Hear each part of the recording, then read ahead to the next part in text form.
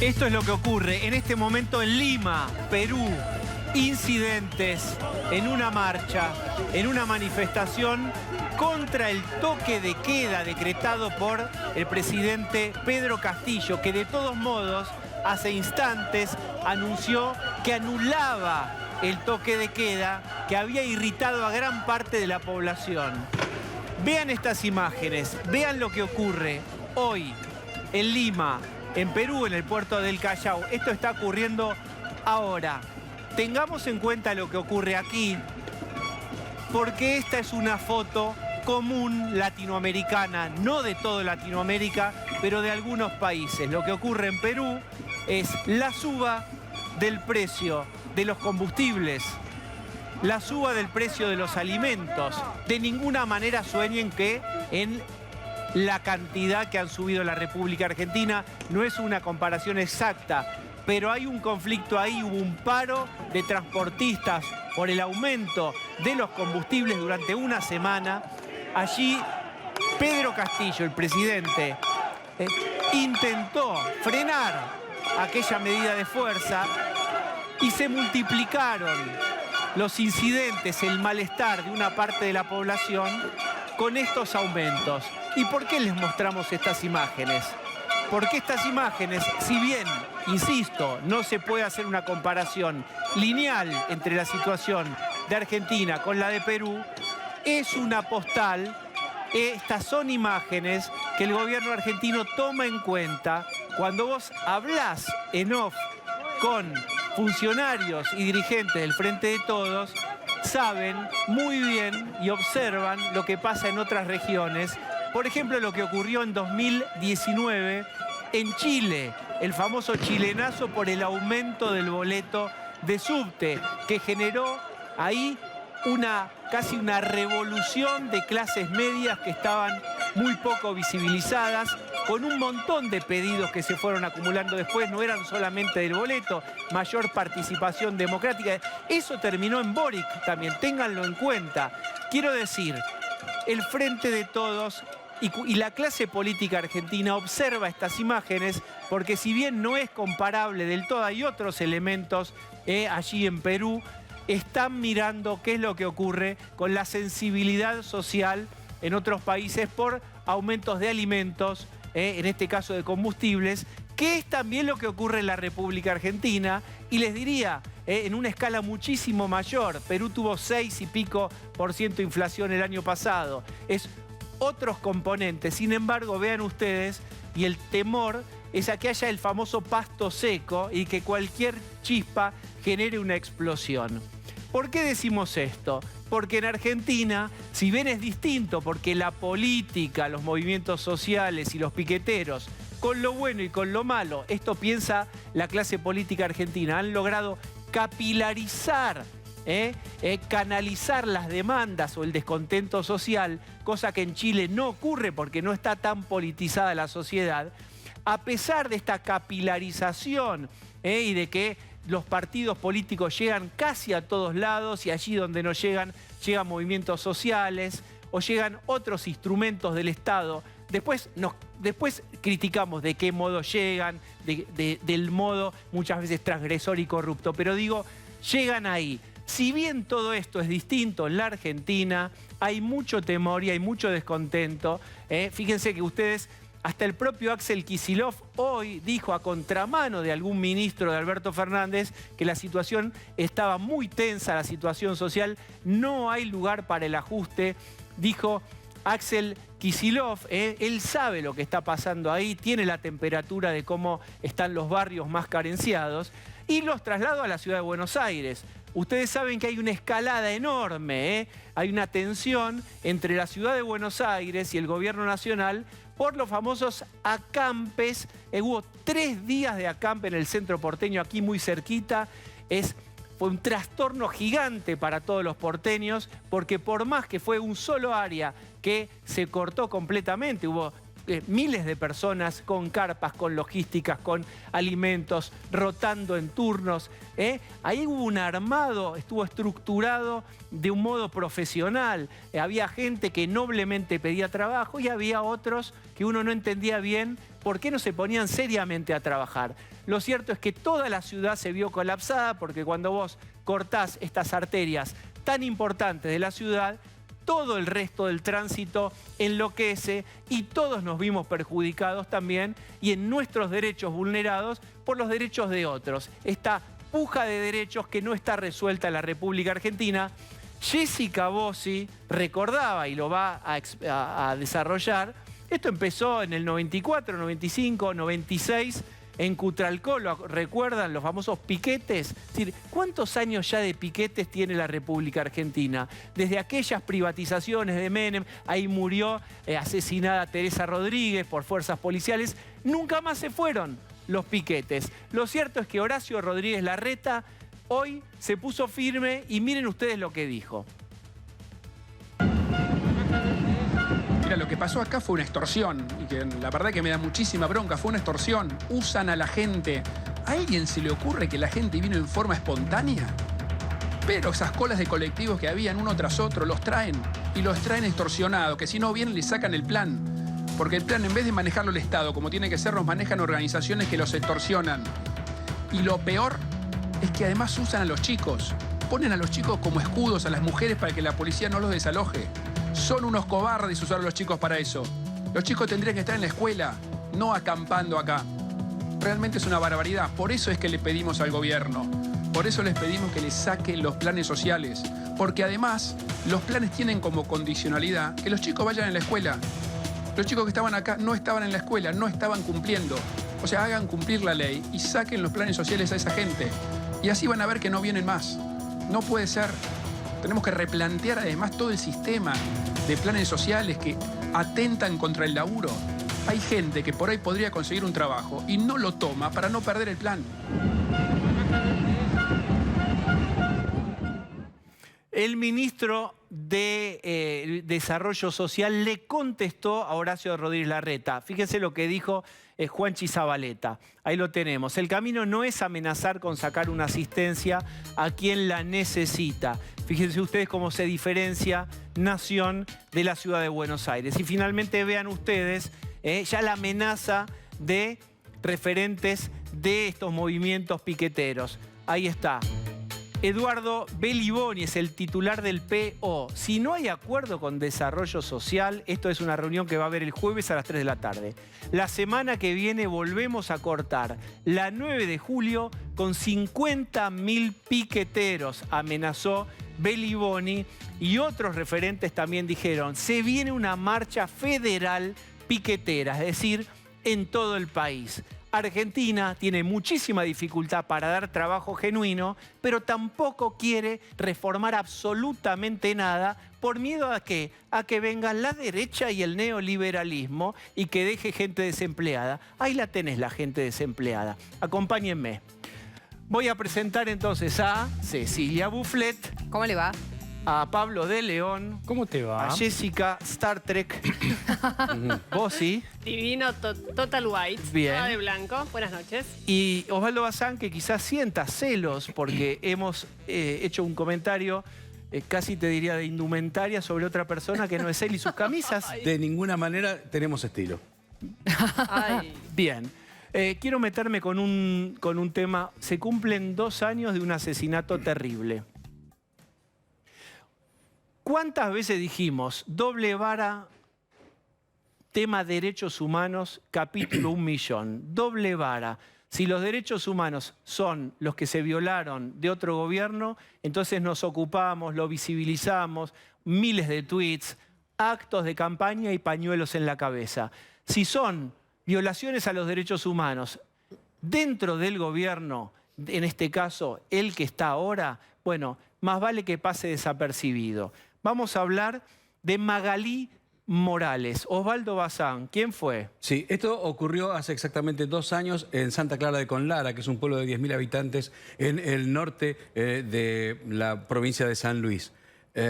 Florencia Magalí Morales era una señora que ese domingo, era un domingo, el 5 de abril del año 20, salió de su casa en bicicleta a comprar comida para sus 2 hijitos y su nietita. Cuando llegó a la comisaría, a la esquina de la comisaría que está frente a la plaza de la ciudad, que es el lugar más importante de la ciudad, fue detenida, entró en la comisaría 25, no se sabe claramente qué pasó. Lo cierto es que una vecina se entera de que Florencia Magalí está presa, entonces va, le lleva unas empanadas, le lleva algo para que tenga ahí en la comisaría, no se entiende bien qué pasó, no la dejan ver, y esta señora habla con la hermana de Magalí, que está en Mendoza, y le dice: tu hermana fue detenida. A partir de ese momento, Celeste Morales, la hermana, que estaba en Mendoza, llama más de 7 veces desde Mendoza al pueblo de San Luis a preguntar qué pasaba con su hermana. En la comisaría no la atendían. Finalmente, a las 11:30 de la noche, le dijeron: su hermana no puede atender ahora porque está declarando. Esto se lo dijeron a las 11:30 de la noche, cuando en realidad después se supo, a las 7:30 de la tarde, ya estaba asesinada. ¿Hay una línea de tiempo, Osvaldo, en esto que podamos, para aclarar cómo fue? Estamos hablando de que durante la cuarentena, ustedes saben, después las fotos del cumpleaños de Fabi, todo eso, bien, pasaba también esto. Magalí Morales fue detenida en su pueblo en San Luis, esto es el 5 de abril del... Hace 2 años, exactamente. La provincia regía una estricta cuarentena. ¿Qué más? Por las restricciones no podía circular ese día porque en esa localidad circulaban de acuerdo al número final del documento de identidad. Era un día par y ella tenía documento impar. Andaba en bicicleta cuando fue interceptada y detenida ahí en el centro de esa localidad. Los penitenciarios la llevaron a un calabozo a las 10 de la mañana. ¿No? Esto fue lo que ocurrió. Internamente dijeron que se había colgado con un cordón de zapatillas. Lo dijeron mucho más tarde, a las 2 de la mañana, cuando hablan con la hermana. La autopsia demostró que había recibido una golpiza. La segunda autopsia, porque la primera no lo decía. A la familia le dijeron que Magalí había estado declarando hasta la noche, lo que comentábamos recién. Bien. Le habían extraído un músculo del cuello que podía probar un supuesto suicidio. Esto se comprobó en la segunda de las autopsias. Los testigos que estaban en la comisaría dijeron que liberaron las celdas linderas antes de golpearla. Para que nadie vea que le iban a golpear y no den testimonio en contra, ¿no? Los policías orinaron la celda antes de golpearla y también uno de los presos había orinado en esa celda, en donde las pericias demostraron, en esa celda donde después la encontraron a Magalí, las pericias demostraron que el cordón del supuesto suicidio no resistía el peso. Es decir, sola no se pudo haber colgado con esos cordones, puesto que no soportaban el peso, y después se supo que eran de los borcegos de los penitenciarios. Efectivamente. Es decir, seriamente se sospecha que lo mató la policía ahí. Los policías son juzgados por la golpiza, pero no por el crimen, que todavía no consigue ser declarado como femicidio. La familia reclama el cambio de carátula de la causa justamente por este tema. Bien, y tenemos algo más, esa fue la última, entonces hicimos ahí una cronología. Lo que es muy terrible es que nadie protesta, no está visibilizado, estamos tomando el tema, otros medios también lo hacen. Desde el Estado no se habla de esto porque es un tabú. ¿Por qué? Porque es una violación a los derechos humanos de una provincia aliada por una policía, de un aliado político como es el gobierno de San Luis. Esto es lo que está pasando. El silencio es atronador de los organismos de derechos humanos con respecto a esto, y el tiempo pasa y la causa está básicamente planchada, Osvaldo. Sí, recordemos que esto fue en base al DNU 297-20 del presidente Alberto Fernández, ese mismo DNU que él violó unos meses después. Esto fue en abril y él lo habría violado en julio. La hermana de Magalí, Celeste Morales, desde Mendoza, desde siempre, desde hace 2 años, pide hablar con el presidente Fernández y no lo ha conseguido. Bien, vamos a hablar con Celeste Morales, a ver si nos está escuchando. Hola, Celeste. Hola, buenas noches. ¿En qué está la causa, Celeste, en este momento? La causa, ahora estamos esperando que hagan el cambio de carátula porque se apeló a la decisión que tomaron, porque en realidad no es que estén por el tema de los golpes los policías. Ellos lo único que le han dicho el juez en su momento, el juez Pinto, Jorge Pinto, dice que mi hermana, que los policías solamente cumplieron el mal desempeño de su funcionario público. ¿Mal desempeño querría decir que se le fue la mano con los golpes? ¿O que lo ocultan? No, están ocultándolo, es evidente, es evidente. Y eso inclusive el año pasado dijeron que los habían echado de las fuerzas, y es mentira, porque cuando el juez Pinto pidió la prisión preventiva en diciembre, nos enteramos que a uno le había dado a Heraldo Clavero, quien era el comisario en ese momento, y a Ontivero, quien era el jefe de guardia, les habían pedido una fianza de 3 millones y 1 millón, y como ellos no podían pagarla, lo bajaron a 200.000, creo, y 100.000 pesos. Y ahí nos enteramos que es mentira que los habían sacado de la fuerza. Es más, hoy día, después de 2 años, logramos que el señor Luciano Anastasi, quien es el ministro de Seguridad de la provincia, nos recibiera. Celeste, ¿qué le pasó a tu hermana, creen ustedes? ¿Cuál es la versión que tiene la familia? ¿Qué le pasó a tu hermana? A ver, nosotros somos conscientes de que tal vez nunca, porque es evidente que hay un pacto de silencio entre los policías, el juez, los fiscales que pasaron por la causa, porque pasaron más de 3 fiscales, el defensor, quien en su momento quiso que se archivara la causa en más de 2 o 3 oportunidades, el forense, que decir que inclusive él nunca dijo que le faltaban músculos, arterias y venas del cuello, que no respetó el Tratado de Minnesota, en el cual él tenía que hacer un examen absolutamente de todo, inclusive en los genitales, y a él no lo hizo porque dice que él estaba investigando un suicidio, no un abuso sexual, o sea que trabajó pésimamente mal. Inclusive a 2 años de la muerte de mi hermano, este señor sigue trabajando. Este pacto de silencio, ¿para qué sirve? ¿A quién le es funcional? ¿A quién están encubriendo? ¿A quién en definitiva están encubriendo? Y entre ellos, porque a ver, son pueblos, todos se conocen. El juez Pinto, el fiscal y el defensor permanentemente trabajan con esta policía. Inclusive, uno de los errores más graves que cometieron es que la misma policía, que son los responsables de la muerte de mi hermana, estaban investigando, supuestamente. O sea, investigan los mismos que habrían cometido algún delito.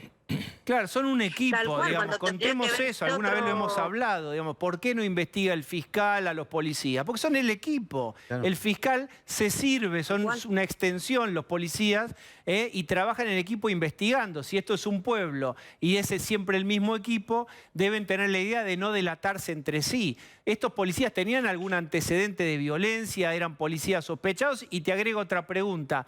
¿Desde la gobernación de San Luis les dicen algo? ¿Han llegado más arriba con este caso?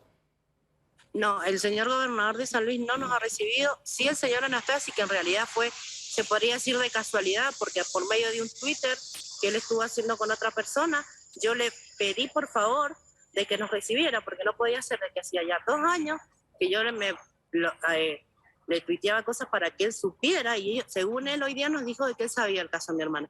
Pero ¿cómo puede ser que en una guardia donde hay 7 policías aproximadamente, solamente están 4 imputados? Lo que estamos viendo... Y acá nadie se hace cargo de la muerte de mi hermana. Nadie se hace cargo. Yo les digo, o sea, tuvimos que llegar al punto de poner perito en criminalística, forense, porque si nosotros no hubiéramos hecho eso, con sacrificio lo hemos hecho, porque no es que somos personas que tiramos manteca al techo. Mis papás son jubilados y que ellos hoy en día son los que me ayudan a criar los niños de mi hermana. El Estado los ha abandonado a mis sobrinos. A ver, 2 años los niños no saben lo que es una asistencia psicológica. ¿Por qué crees o cómo crees que ocurrió eso? ¿Por qué la mataron estos policías? Si es que esto fue así, hay muchos indicios a tu hermana. ¿Qué creen que pasó ahí? Realmente no sé, y vuelvo a decirte lo que te estaba comentando, que para nosotros es un pacto de silencio, porque que nadie dice, o sea, la misma gente del pueblo no habla. Como si ellos estuvieran exentos de que les pasara. Y nosotros realmente estamos dolidos y vamos a seguir pidiendo justicia hasta donde tengamos que llegar. Y hoy día el señor Anastasi, quien es el ministro de Seguridad de acá de San Luis, y el señor Neira, quien es el jefe de policía, se comprometió, que dicen que faltaban un par de firmas en realidad para terminar de sacarlos de exonerarlos de la fuerza. Bien. Tenemos que ver. Ahí estamos viendo... Porque mi hermana no vuelve más. Fotos de Magalí, y también estamos viendo algunas fotos de la celda, donde se produjo este desenlace terrible, donde Diego. la mataron a Magalí. Sí, Cecilia. Sí, pensaba, al no ser considerado un femicidio, ¿tampoco le corresponde a la familia y a los hijos de Magalí ningún tipo de asistencia social? ¿Están alcanzados por lo que se llama la ley Brisa, si no recuerdo mal? No, es solamente los nenes. Desde hace aproximadamente 6 meses estamos recibiendo lo que es la OH, Claro. nada más. Y la ley Brisa no se las otorgan. ¿Por qué? Porque ha pasado 2 años y todavía no hay cambio de carátula. Solamente dicen que es averiguación de muerte. Claro. ¿Entiende usted la barbaridad que Disparate. está ocurriendo acá? El doble estándar, la doble vara terrible y el silencio terrible. ¿Osvaldo?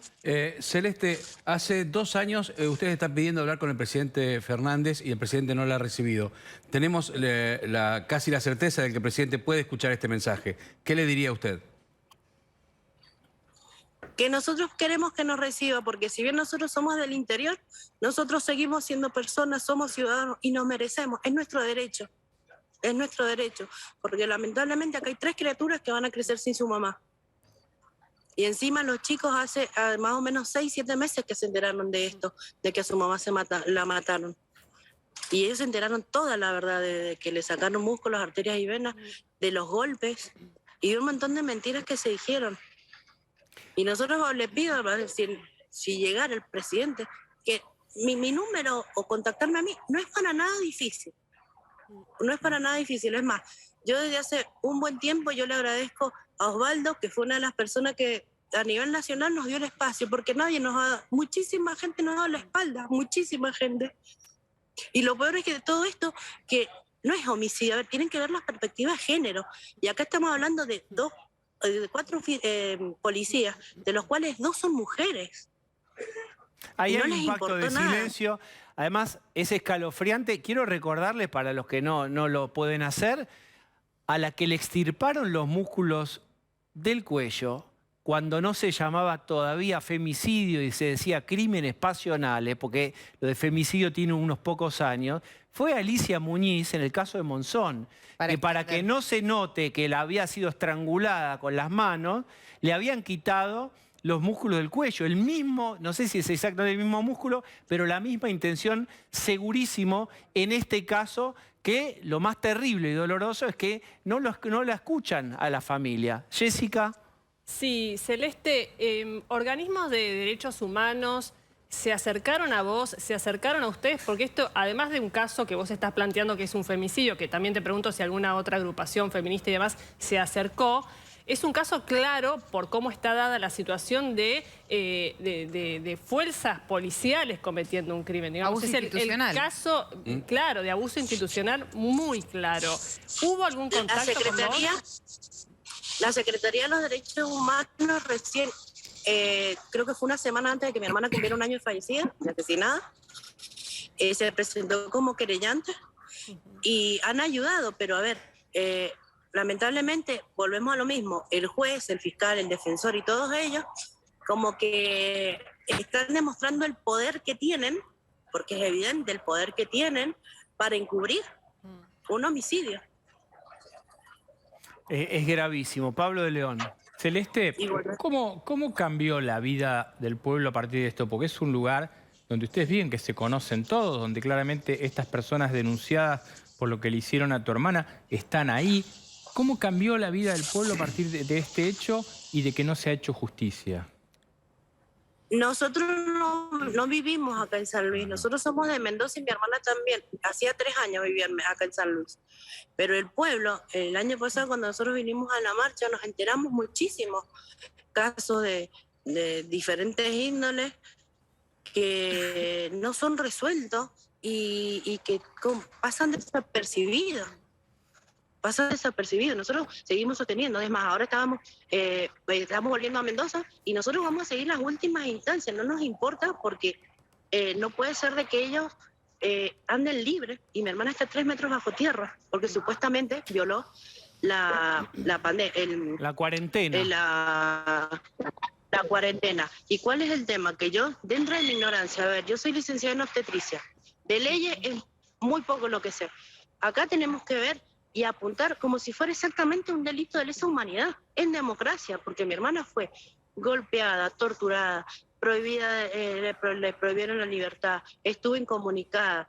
Y después de todo eso, a mi hermana la mataron. O sea, es un delito de lesa humanidad en democracia. Y por eso nosotros pedimos que nos reciban el presidente. Osvaldo. En su momento, Celeste, usted dijo que cuando le devolvieron el cuerpo de su hermana, que usted casi no lo pudo ni ver, no tenía puesta la ropa que teóricamente tenía cuando había entrado a la comisaría. ¿Qué pasó con la ropa esa? ¿Se pudo saber eso? Cuando yo voy porque yo viajé con mi sobrino acá a Santa Rosa, e inclusive el cinismo, porque me avisa a mí, nunca nos avisó la policía en realidad. Claro. A mí me avisa una amiga de mi hermano. Me avisa una amiga de mi hermano, empiezo a llamar, me dice, llame, Celeste, va a tener que viajar porque en la comisaría hay mucho movimiento. Como no somos familiares directos, no nos dan información. Empiezo a llamar y aproximadamente empecé a las 7 de la tarde a llamar, tipo 11 de la noche, me atiende una chica, que inclusive las veces que me atendían no se identificaban quiénes eran nada, y le cuento Bien. esto, y le digo, ¿me puedes decir tu nombre? Me dice, sí, Joana Torres. Le digo, mira, te estoy llamando de Mendoza, estamos para saber cómo está. Y me dice, no, lo que pasa es que su hermana no puede hablar con usted porque su hermana está declarando. Mi hermana tenía 5 horas de muerte. Celeste, te agradecemos esta comunicación. Hoy hubo una marcha ahí, es decir, hay gente que está muy preocupada cerca de ustedes, de la familia, también pidiendo justicia. Deseamos también que esto acaso haya podido servir para difundir, para que los atiendan, si puede servir también para acelerar, que los escuchen. Es terrible todo lo que contás, porque además tiene todos los elementos de cualquier escena del nunca más. Es comisaría, violación, o probable abuso sexual, manipulación del cuerpo, plantado de pruebas, ocultamiento de los datos. Tiene los condimentos más escalofriantes de los que habitualmente los organismos de derechos humanos se encargan de recordar, y que nosotros también estamos de acuerdo completamente con eso, pero acá esto está ocurriendo en Argentina en 2022. Muchas gracias. No, muchísimas gracias a ustedes por el espacio y bueno, cualquier novedad les estaré avisando. Muy bien. Diego, hubo Sí. 23 asesinatos contabilizados por la diputada Karina Banfi, la diputada radical Karina Banfi, de casos de violencia institucional. 23 asesinatos en manos de la policía denunciados durante el decreto del ASPO. Bien, vamos a una noticia de último momento.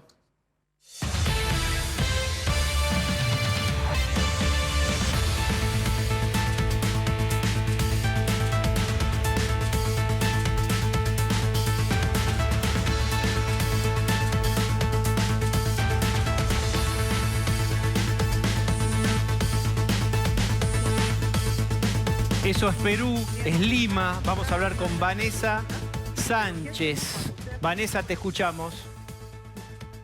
Buenas noches, así es. Enfrentamientos se registran a esta hora de la noche aquí en Lima, la capital del Perú. Hay descontento por parte de la población. Se muestran en contra del gobierno del presidente de la República, Pedro Castillo, quien durante 8 meses de su gestión, señalan, no ha podido concretar las promesas de su campaña política. En las últimas semanas se ha registrado un alza de precios de alimentos, de combustibles, y durante la noche de ayer, casi ya a la madrugada, el mandatario peruano había anunciado que para el día de hoy se iba a registrar una inmovilización social obligatoria en Lima, en la capital. Esto porque debido a bloqueos y enfrentamientos que se habían registrado durante horas de la mañana del día de ayer, precisamente por el tema de la situación del alza de precios de combustibles, habían salido a manifestar incluso algunas amas de casa, se registraron algunos incidentes en varios puntos de la capital. Es por eso que el presidente peruano había tomado la decisión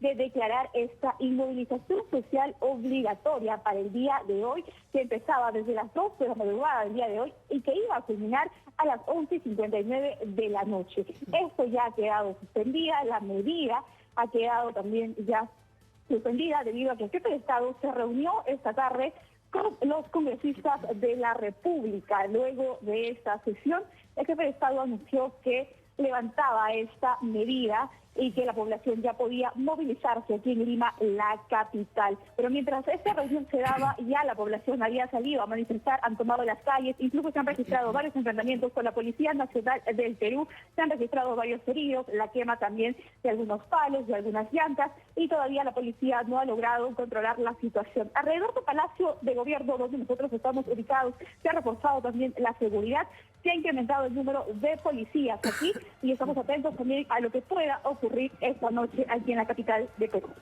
Vanessa, la anulación del toque de queda no calmó a los manifestantes. ¿Hay una consigna por la cual están marchando ahora? ¿Hay un pedido concreto? ¿Es solamente malestar?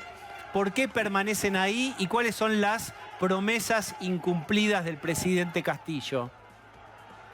Es principalmente el malestar por la inmovilización. Muchas personas se quedaron sin poder acudir a sus centros de labores, a sus trabajos, salieron muy temprano. Muchos incluso no se habían enterado de la medida, porque esta fue anunciada alrededor de las 11:30 de la noche de ayer.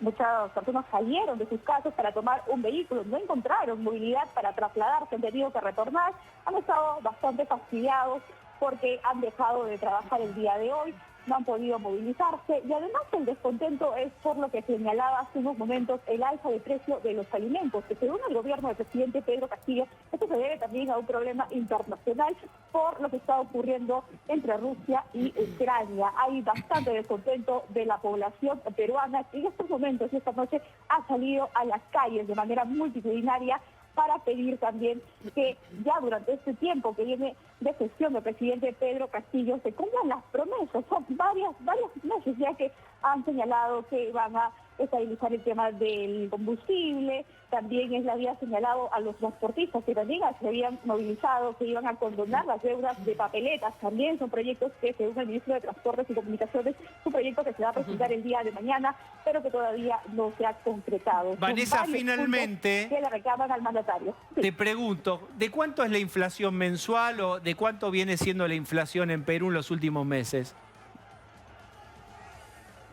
Bien, ese es un problema que según el Ministerio de Economía, el último reporte que nos habían informado, si me permites un momento, por favor, para darte un dato exacto en unos instantes. Sí, o del año pasado. ¿De cuánto fue la inflación de Perú del año pasado?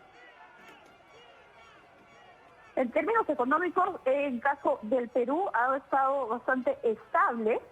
Vamos a darte una cifra exacta en este momento. No te preocupes, lo averiguamos en 2 minutos nosotros. No te preocupes, lo más importante era la cobertura de lo que estaba pasando ahí en la manifestación y de las motivaciones de esta manifestación, de estas marchas. Muchas gracias, Vanessa.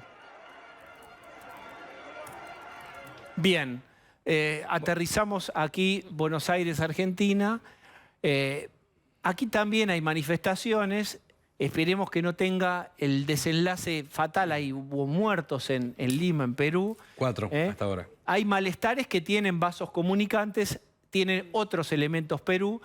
Aquí también está planteado un escenario que si el jueves no le resuelven a los movimientos piqueteros de izquierda la demanda que tienen es más planes sociales y alguna otra más, bueno, van a volver a acampar el miércoles que viene. Exactamente. Había una amenaza que concretamente las fuerzas de izquierda, la unidad piquetera, que son los grupos de izquierda más duros, habían dicho que el 13, o sea, el miércoles de la semana que viene, iban a hacer una movilización con acampe. ¿Qué hizo? El gobierno entendió que evidentemente la cosa se estaba desmadrando, entonces convocó al jueves una reunión el ministro de Desarrollo Social Zabaleta, el que había dicho que no aceptaba extorsión. El tema es cómo salen de esta encrucijada, porque no le van a dar más planes sociales, no van a reconocer ninguna de los reclamos que hace esta unidad piquetera, ni van a devolverle el plan social a los agresores del Senado.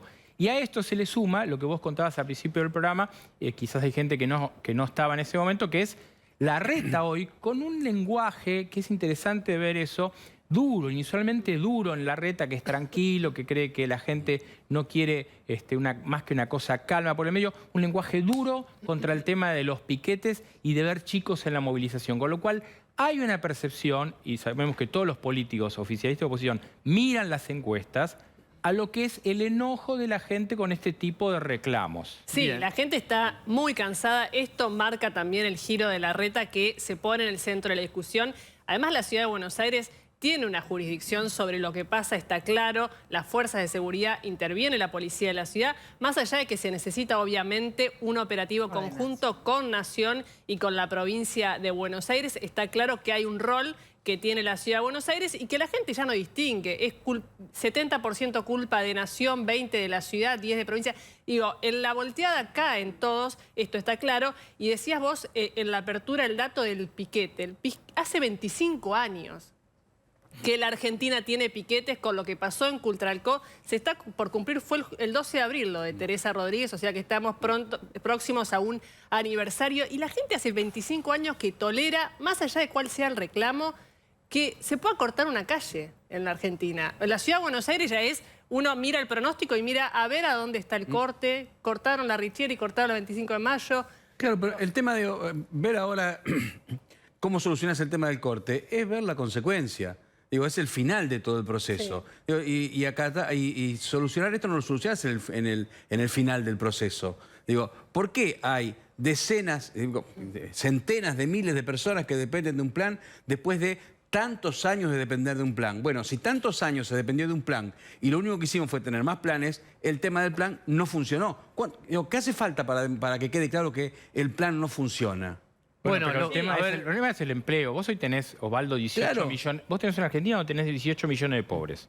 Entonces, vos, hasta el propio Milei, que tiene un diputado que dice que quiere prohibir los piquetes, una cuestión absurda, Ramiro Marra, que dice que por ley quiere prohibir los piquetes, el propio Milei te dice, y lo ha dicho acá, que él no sacaría los planes sociales, porque vos tenés una Argentina de 18 millones. Entonces, en lo de Larreta aparece en las encuestas, pero también aparece el factor Milei. Entonces, cuando tiene un diputado que en la legislatura le mete una ley anti-piquete para que directamente se prohíban los piquetes, ahí reacciona Juntos por el Cambio. Y ese es el problema. No me parece que ese sea una ley. Chicos, pero no se necesita una ley porque es un delito. Claro, ¿cómo vas a hacer una ley para que la gente no corte la calle si la gente, constitucionalmente no se puede cortar la calle? No hace falta una ley para eso. La calle no se puede cortar. Y si efectivamente hay millones de personas que necesitan y obviamente no podés impedir que la gente reciba algo porque si no se muere de hambre y el Estado es responsable. Claro. Digo, yo te ayudo como Estado. Perfecto. Ahora, pará, no me hagas este problema. Te estoy ayudando. Te estoy dando esto para que puedas comer. Sé responsable. No hagas que porque lo que vos haces me impide a que otra gente produzca. Entonces, está bien, yo recibo el plan y de paso corto la calle. No, mirá, vos recibís el plan, no cortés la calle. Porque son cosas que no podés hacer las dos cosas al mismo tiempo. Bueno, pero ¿sabes cuál tendría que ser el sistema ahí? Y esto yo lo vengo contando. D'Alessandro, el ministro de la Ciudad de Seguridad, está hablando con Aníbal Fernández y acá vos decís, el centro de la protesta es el Ministerio de Desarrollo Social. Bueno, empiecen a prever en las rutas nacionales, en los accesos a la ciudad, porque ellos buscan que la televisión y la radio amplifiquen su protesta. Entonces, tiene que haber un acuerdo entre la nación y la ciudad para evitar que se generen eso ocurría cuando Patricia Bullrich era ministra de Seguridad y había un diálogo entre nación, ciudad y provincia. También hoy eso no ocurre. Osvaldo, vos decís, anda el problema. Durante la gestión de Macri se dieron muchos planes sociales, había una interna muy grande en el gobierno porque decían que no era la solución, entonces se engordó un poco también en ese momento el sistema más allá de la actuación de las fuerzas de seguridad. Ahora, con el tiempo que lleva este conflicto, ¿cómo puede ser que recién ahora estén hablando para ver cómo hace? Pero es que yo creo que ahí también es cierto que la posibilidad de... A ver, ¿no tenemos una fuerza policial que puede evitar que se bloquee el Metrobús? No. ¿No la ¿No tenemos? Yo creo que la tenemos. Lo que pasa es que la misma encuesta, Osvaldo, que dice que que no quieren que la calle esté cortada, dice si una persona, dice que si la policía reprime una protesta social, castiga al dirigente político que conduce ese lugar. Bueno, eso es parte de la esquizofrénica. El gobierno los encuestadores. Claro, pero el gobierno no puede los gobiernos no pueden manejarse por encuestas. No, y la sociedad Caballo no hubiera implementado la convertibilidad. Las sociedades tendrían que ser un poco más responsables. Bien, a ver qué dice el Chino Navarro, habló en Twitter. Mira vos, acá tiene el Chino Navarro de Jefatura de Gabinete, el planteo de Horacio Rodríguez Larreta de sacarle los planes a quienes protestan en las calles. Solo desnuda una ideología clasista y perversa, un anuncio que busca tapar los resultados de la pésima gestión de Macri, cortando el hilo por los más débiles. A ver si tenemos otro. Bueno, va en la misma línea de responsabilización de Mauricio Macri. Hablemos con Felipe Miguel del gobierno de la ciudad. Miguel, ¿cómo le va? ¿Qué tal, Diego? ¿Cómo están? Buenas noches. Bien, ya hubo una advertencia de los movimientos sociales y es, si en la reunión con Desarrollo Social no nos llevamos en la negociación lo que queremos, vamos en la semana que viene a hacer un multitudinario acampe. ¿Qué tienen para decir? Bueno, yo no escuché estas declaraciones, pero si son así como vos la estás relatando, esa literalidad, si no nos llevamos lo que queremos... A ver, ahora es mientras que hablamos con Felipe Miguel, busquemos ¿no? la frase exacta. Sí, ahora vamos a buscar la frase exacta, pero el espíritu es tenemos que dar absolutamente Y bueno, tenemos que dar estas discusiones de fondo, tenemos que terminar con estos planteos que resultan ser extorsivos. Lo que estuvo claro en esta última manifestación, piquete, acampe, es que 20.000 personas nos llegaron a 9 de julio de manera espontánea, con los carritos de choripán, con las carpas, con todos esos colectivos que vimos, esa logística organizada. Es decir, hay un sistema de planes sociales que está alimentando, en algunos casos al menos, a algunas organizaciones y a algunos referentes de esas organizaciones que usan los recursos, que son recursos del Estado, y aprovechan la necesidad de mucha gente, la necesidad genuina de mucha gente, para manipular y para llevar adelante estas acciones. Y tenemos que ser más duros, tenemos que ser más firmes, tenemos que ser más firmes con los violentos, por supuesto, por un lado, y también con situaciones como las que veíamos el otro día, donde hay madres con chicos que están en un acampe. Los chicos tienen que estar en la escuela, no tienen que estar acampando en el medio de la 9 de julio. ¿Pero qué significaría ser más duros en lo concreto? No, que cuando se incumplen las reglas básicas de cada uno de los requisitos que están establecidos para los diferentes planes, bueno, entonces esos planes hay que quitarlos. Esa es una manera. Pero los planes en la Argentina, está claro que este sistema de planes sociales no sirve, no está sirviendo a los objetivos que debieran buscarse con la asistencia social, que tiene que ver con hacer y ayudar a salir de situaciones de emergencia a la gente. A ver, y en el caso de la Argentina, estos planes sociales han servido para tener más planes sociales, más pobreza y más desempleo. Este es el panorama, digamos, el diagnóstico de situación. Yo quiero compartir con Felipe Miguel, que esto no lo ve, yo se lo voy a leer, las declaraciones de un referente del partido del Polo Obrero, Eduardo Beliboni. Si no hay acuerdo con Desarrollo Social, la semana que viene volveremos a cortar la 9 de julio con 50.000 piqueteros. Esto lo dijo el titular del Polo Obrero. Felipe Miguel, el diagnóstico que usted hace puede ser correcto, pero ¿qué van a hacer frente a esto? Concretamente, la seguridad de la ciudad, ¿qué puede hacer? Bueno, nosotros ya estamos trabajando en el diseño de un operativo para el caso en que se produzcan. Tenemos que esperar todavía el jueves que se produzca la reunión con Desarrollo Social, pero para el caso en que se confirme este anuncio de una marcha, de un piquete, de un acampe, estamos diseñando ya un operativo policial para garantizar movilidad en la 9 de julio, hacer todos los esfuerzos para que también siga funcionando el Metrobús, pero es necesario que trabajemos en conjunto también, de manera coordinada, con las fuerzas federales y también con la policía de la provincia. Es evidente para todos y lo sabemos, la enorme mayoría de las personas que vienen a manifestarse en la ciudad de Buenos Aires, en estos casos, viene de afuera de la ciudad. Por lo tanto, hay un trabajo que hacer también de anticipación, de prevención, un trabajo coordinado con el resto de las fuerzas. Los sistemas de transporte público que usan la mayoría de las personas que vienen a estos movimientos son el tren, que es jurisdicción federal, entonces también hay que coordinar un conjunto de acciones con la Policía Federal y las fuerzas federales.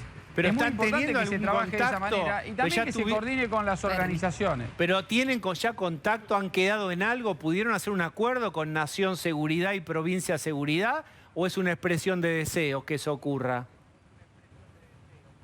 No, por ahora hubieron algunas conversaciones, tanto con el Ministerio de Seguridad de Nación como con el Ministerio de Desarrollo Social, pero apuntamos nosotros apuntamos a lograr esa coordinación, que nos parece una coordinación esencial para situaciones de estas características, donde estas protestas son básicamente protestas que son al gobierno nacional, no son al gobierno de la Ciudad de Buenos Aires.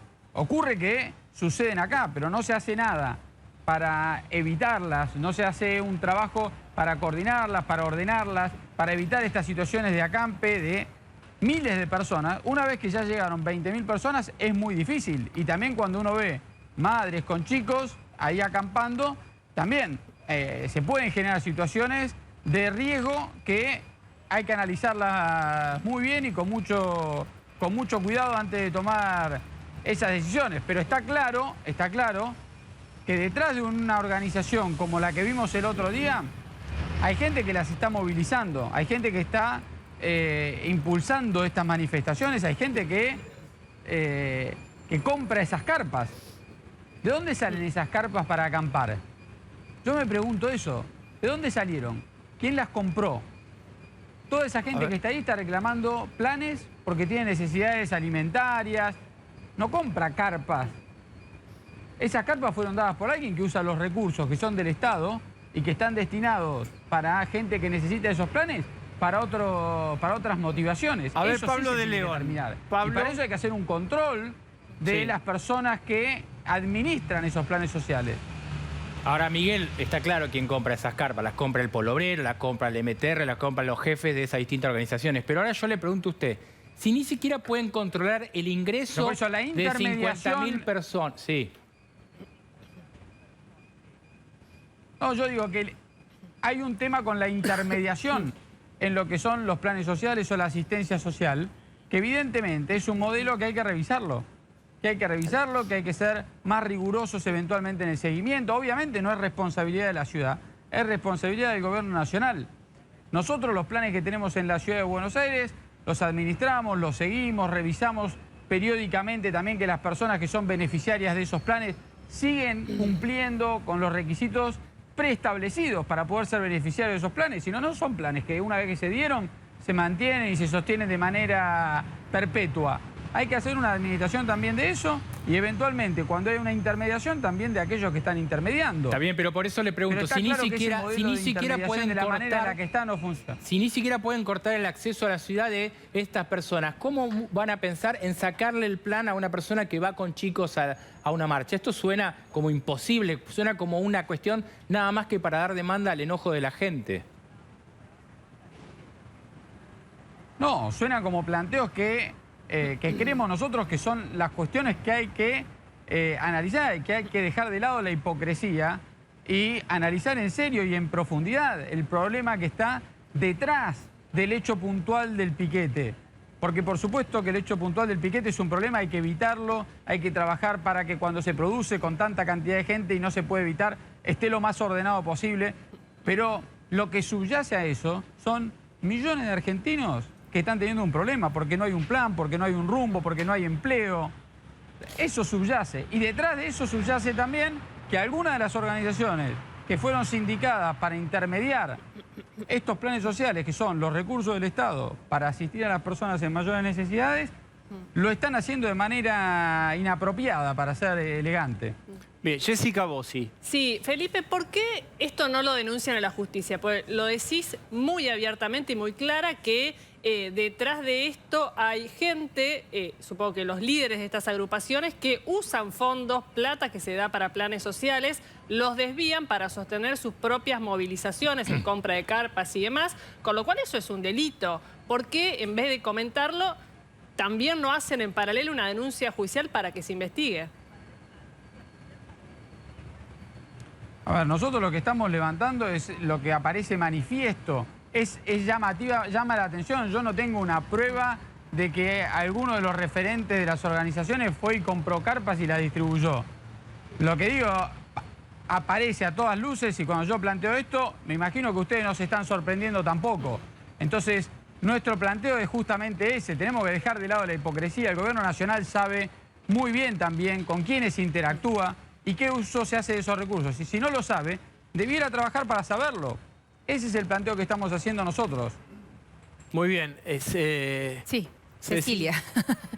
No, porque lo tengo Osvaldo también, pero vamos a aprovechar que estás en cuadro vos y adelante. Miguel, quería preguntarle dos cosas. Una, para poder quitarle un plan social a una persona porque está cometiendo un delito, como cortar la circulación en la calle, habría que detenerlo, pedirle los datos, registrarlo y demás. ¿La policía de la Ciudad de Buenos Aires va a actuar en ese sentido ante el próximo corte de calle? ¿Va a detener a las personas, las va a registrar y va a tomar sus datos? A ver, depende de los planes sociales de que se trate, en qué circunstancias se pueden quitar o no los planes. Lo que quiero decir es, hace algunas semanas tuvimos una manifestación en la Plaza de los Dos Congresos. Durante esa manifestación hubo un grupo de violentos que apedreó el despacho de la vicepresidente. Dentro de esas personas, que algunos fueron detenidos y fueron puestos a disposición de la justicia, había gente que tenía planes. Esos planes les fueron retirados. Cada persona que incumpla con los requisitos para ser beneficiario de un plan, si se lo identifica, y hay que trabajar para identificar cuando están esas sospechas, debieran tener se debiera aplicar con la misma rigurosidad que se aplicó con aquellos que apedrearon el despacho de la vicepresidente. Y esto nos retrotrae también a otra discusión, que es esta doble vara. Cuando los que se manifiestan y son violentos apedrean el despacho de la vicepresidente, está mal y tenemos que detenerlos y se les sacan los planes. Pero cuando hace algunos años los mismos violentos u otros violentos apedreaban el Congreso tratando de impedir que se desarrolle con naturalidad una sesión en el Congreso, parecía que estaba bien. Entonces, esta doble vara es insostenible. Es insostenible. Osvaldo. Sí, como consecuencia de los piquetes, del piquete del miércoles pasado, hubo seguramente alguna pérdida de dinero de parte de la ciudad, se han roto cuestiones que tienen que ver con el espacio público. ¿Cuánto dinero sale eso y quién lo paga?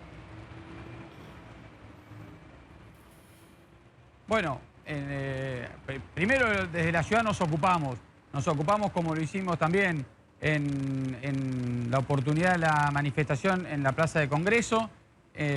Primero hacemos la limpieza para que todos los ciudadanos puedan retomar su vida en normalidad lo más rápidamente posible y en la medida que se identifican los daños y se identifican responsables, entonces se labran las multas. Por ejemplo, un ejemplo es el caso de los baños químicos que se vieron en estos últimos días, la semana pasada, ahí sobre la 9 de julio, se identificó la empresa de los baños, se labraron las actas y las multas correspondientes por el uso indebido del espacio público. En la medida que se identifiquen responsables de algún daño al erario público, se labran las multas y se persigue su cobro u otras sanciones que pudieran ser aplicadas. Usted dijo recién que la ciudad da planes y que corrobora que los chicos, por ejemplo, vayan a la escuela. ¿La ciudad saca los planes a la gente si corrobora que un chico no va a la escuela? Desde la Ciudad de Buenos Aires, un ejemplo. Nosotros tenemos el programa Ciudadanía Porteña, donde permanentemente estamos rechequeando el cumplimiento de los requisitos necesarios para ser beneficiarios. Una vez que esos requisitos, sea cual fuera de los requisitos, no se cumplen, la persona que está asignada como beneficiario deja de ser beneficiario. Y tenemos bajas permanentemente, así como también hay nuevas altas. Eso ocurre en el programa de Ciudadanía Porteña, eso ocurre en el programa también de los subsidios habitacionales, del decreto 690. Hoy casualmente a la tarde estábamos con el equipo del Ministerio de Desarrollo Humano y Hábitat revisando las políticas en materia de subsidios habitacionales. Y también se ve cómo esa revisión genera también que hay personas que ya no necesitan ese subsidio. Y ese es el buen cuidado y la buena administración de los recursos públicos. La última, Felipe Miguel, ¿ustedes tienen miedo de que si hay algún tipo de intento de frenar la manifestación por la fuerza de seguridad, intenten, como se dice vulgarmente, plantarles un muerto, o que si hay heridos ellos vayan en contra del gobierno de la ciudad y después los rotulen o los estigmaticen como digamos, ciudad y fuerza represora? ¿Creen que eso podría ocurrir? Mirá, Diego, no tenemos miedo de actuar con responsabilidad. Lo que buscamos es eso, actuar con responsabilidad. Cuando corresponde que actúen las fuerzas de seguridad y están dadas las condiciones para no generar más riesgos que los beneficios que se buscan, actúan las fuerzas de seguridad. O cuando hay violentos, para nosotros ese es el límite y también actúan las fuerzas de seguridad, pero siempre preservando y cuidando al resto de las personas también en su integridad física. Te voy a dar 2 ejemplos. Uno, en las manifestaciones que hubo en Congreso hace algunas semanas. También la policía logró acomodar su operación y su trabajo para preservar la integridad física de los miles de manifestantes que lo estaban haciendo pacíficamente. Y fue solo sobre el grupo de violentos, que finalmente se pudieron detener a algunos, identificar a otros también y ponerlos a disposición de la justicia. Bien. Ese fue el trabajo de la policía. Bien. Y también, en la semana pasada, en el acampe en la 9 de julio, cuando se quiso cortar la autopista 25 de mayo, lo vieron todos, la policía de la ciudad actuó muy rápidamente y evitó ese corte sobre la autopista 25 de mayo. Muy bien. Felipe Miguel, muchas gracias. Bueno, vamos a ir al corte. Después del corte se va a sumar Nelson Castro, nos va a ayudar a pensar esto, que es una foto que vino para quedarse. Es el descontento social en forma de manifestación, ocupación del espacio público y el yo señor, no señor, sí señor. A ver quién se encarga de ponerle el cascabel al gato y es quién se ocupa de esto. La nación no quiere, tiene miedo, no le conviene políticamente. ¿Qué va a hacer la ciudad? Lo charlamos con Nelson después de la tanda. Venimos hablando de el o los síntomas, las manifestaciones, el malestar, los cruces entre distritos, provincia con ciudad, ciudad con nación, cómo se administra el espacio público. Son síntomas. Vamos a las causas, que es la economía. Hoy habló el gobernador de la provincia de Buenos Aires. Fue bastante clarito. Escuchen. Y vean, no sé si los muchachos del FMI dominan el español, pero en la provincia no puede haber ajuste. Lo tienen que entender. Pablo de León, ¿a quién le habla Kicillof en este párrafo? Al gobierno de la nación, como le habla todo el cristinismo. Está claro que le está diciendo, no nos vamos a bancar esto, no nos vamos a bancar el ajuste del FMI, pero como estamos diciendo, dicen, diagnostican, critican al gobierno nacional, pero no dicen, bueno, la opción diferente es esta. En esto sigue siendo la postura de Cristina, que no quiere más a Guzmán y que quiere una rediscusión con el fondo en los términos de lo que plantea. Ya voy a ir a la entendida, que es, todos somos muy entendidos, pero de la economía de Cecilia. Doy una vuelta por Jessica. Sí, no solo esto dijo Kicillof, sino que dijo que la situación no da para más, socialmente no da para más, y que diga eso el gobernador de la provincia de Buenos Aires sobre el conurbano, digamos, él tiene responsabilidad de gestión sobre lo que está pasando en la provincia de Buenos Aires. No puede hacerse el desentendido, pero además no hay posibilidad en el marco de un acuerdo con el Fondo Monetario Internacional de no hacer ajuste. Ya se acordó, ya va a haber ajuste. La inflación es parte de un ajuste. Te agrego con lo cual, ahí hay un spoiler. juego.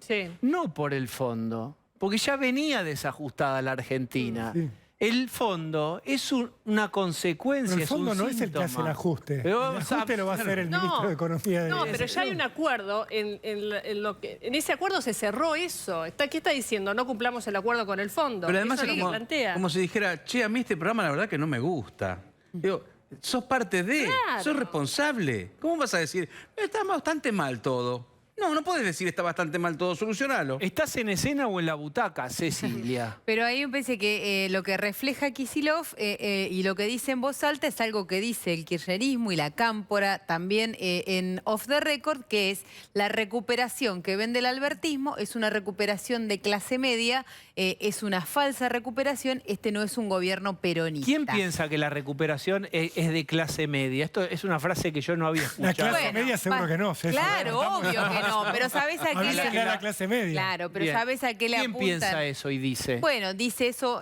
dirigentes de la cámpora, por ejemplo, pensando en o apuntándole a los programas exitosos que vende el gobierno, por ejemplo, de turismo durante el verano, acuérdense de las vacaciones, el previaje y todo ese asunto. Los viejos ricos de la cámpora dicen eso. Bueno, obvio, lo dicen seguramente en un country. No, por apenas supuesto. discusión entre el gobierno nacional que te está diciendo. Se recuperó algo la economía, se recuperó la gastronomía. ¿Por qué decís la se recuperó si industria? está volando, Pablo de León, la economía? Mirá lo que dice. ¿Dónde? Sí, señor. Ferraresi, el ministro de Hábitat, dice lo siguiente. Ahí lo vas a tener. Todos los indicadores macroeconómicos están dando fabulosos. La desocupación, crecimiento, los salarios superan a la inflación en 4 puntos en el periodo de Alberto. Y también venimos con dificultades del frente interno que están y ya no se pueden tapar el sol con la mano, es imposible. Entonces también tenemos que buscar el recorrido de cómo relanzamos este frente de todos. Bien, esto para gente que ya es grande. Fabulósicos. ¿Quién decía eso? Carlito Balá. Carlito Balá. Todos los indicadores van fabulosos. Bueno, es un chiste como lo de Carlito Balá. Porque viene de fábula. Claro, está muy bien. Bueno, y acá es la interna del propio gobierno. La Casa Rosada te dice que todo esto anda bien, que la macroeconomía anda bien. Alberto está enojado con eso y dicen, tenemos que resolver un problema. ¿Cuál? La inflación. Bueno, es tremendo problema tener que resolver. No, y tiene una mentira además incluida eso. Es que los indicadores del año pasado, algunos de los indicadores del año pasado fueron buenos. Lo que mostraron fue la recuperación de una caída brutal que hubo durante la cuarentena en Argentina. Y cuando empezás a mirar actividad industrial de enero, tenés una caída. Cuando empezás a ver qué pasa con los indicadores de la construcción, desacelera muy fuerte el nivel de recuperación. Y la venta de autos también tiene un retroceso. La producción de autos también tiene un retroceso. Y básicamente lo que tenés además es recuperación de empleo de pésima calidad, con muy malos salarios, que hace que, a pesar de que tengas 7% de desocupación, vayas a tener en ese mismo periodo aumento de la pobreza, por ejemplo. Bien, ¿qué vamos a ver? ¿Podemos? No tengo idea, pero necesito decir algo. Ahí está. Qué murga de inmirables, ¿eh? Qué desastre. Inmirables. Eso. Qué murga, qué vergüenza. Escuche una cosa, hoy es martes 9:06. ¿Usted en este momento exacto es oficialista u opositor? Mira, se nota mucho que ustedes, los oficialistas de Albertn, quieren seguir con este modelo de hambre y ajuste. Albertn. Se nota mucho. Albertn, sí, o Todo Alberto debería llamarse este canal tibio y oficialista. ¿No te da vergüenza, Diego, andar haciéndole propaganda a un gobierno neoliberal como el de Alberto Fernández y Martín Guzmán? Usted solamente un día le van a sacar fondo? la tablita, le van a sacar así como los que están aprendiendo a nadar la palabra neoliberal y van a tragar mucha agua, ¿eh? El día que les quiten del diccionario... Nosotros vamos a quedar a flote, los que se van a hundir son ustedes. Yo hubiese negociado mucho mejor con el fondo. En 2 minutos lo hubiese arreglado. En 2 patadas le llenaba la cara de dólares. En 2 patadas. ¿Cuánto le hubiera pagado de tasa de interés? Como al Club de París. Guzmán quería procrastinar. Vos decías, Cecilia Bufflet, que Guzmán era un gran ministro de Economía. Hacete cargo. Tú, ministro. Decía el eso. cipayo de Colombia. El cipayo de Colombia. Que entregó el país. Tú, ministro. Pero Stiglitz es de izquierda, más de izquierda que usted en teoría, Kicillof. Stiglitz, el padrino de Guzmán. No escucho. No se escondan, porque ahora vamos por ustedes. Disculpame, Diego, pero te lo pregunto de buena fe. Hay algo para pensemos juntos, aprovechemos que somos Yo jamás apelo a la chicana. Escuche, ¿qué se podría ¿Qué más se podría estatizar algo en este momento? Pero, a ver, ya sabemos que con este gobierno no se puede. Intentó con Vicentín, dio marcha atrás, una vergüenza. Pero vos pisaste. Tugo.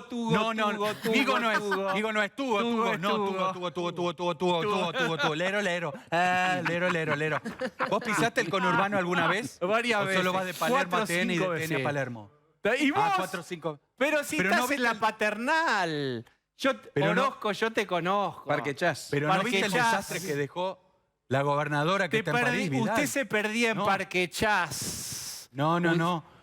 Vidal dejó un desastre. Recién ahora estoy empezando a arreglar el lío que heredé. Por favor, el lío de la época de Armendáriz que hay acá. De Armendáriz, el gobierno radical, claro. Inviable esta provincia, por eso. Recién ahora estoy empezando a arreglar el lío que heredé y bueno, y escuchame, Bazán, en lugar de pasarte todo el día leyendo Twitter y clarín.com, podrías empezar a caminar los barrios populares del tercer cordón para Vamos ver juntos. con tus propios ojos, Vamos juntos, con tus propios ojos, el resultado catastrófico que dejó el macrismo. Con esa camisa te van a confundir con Cositorto. Sí.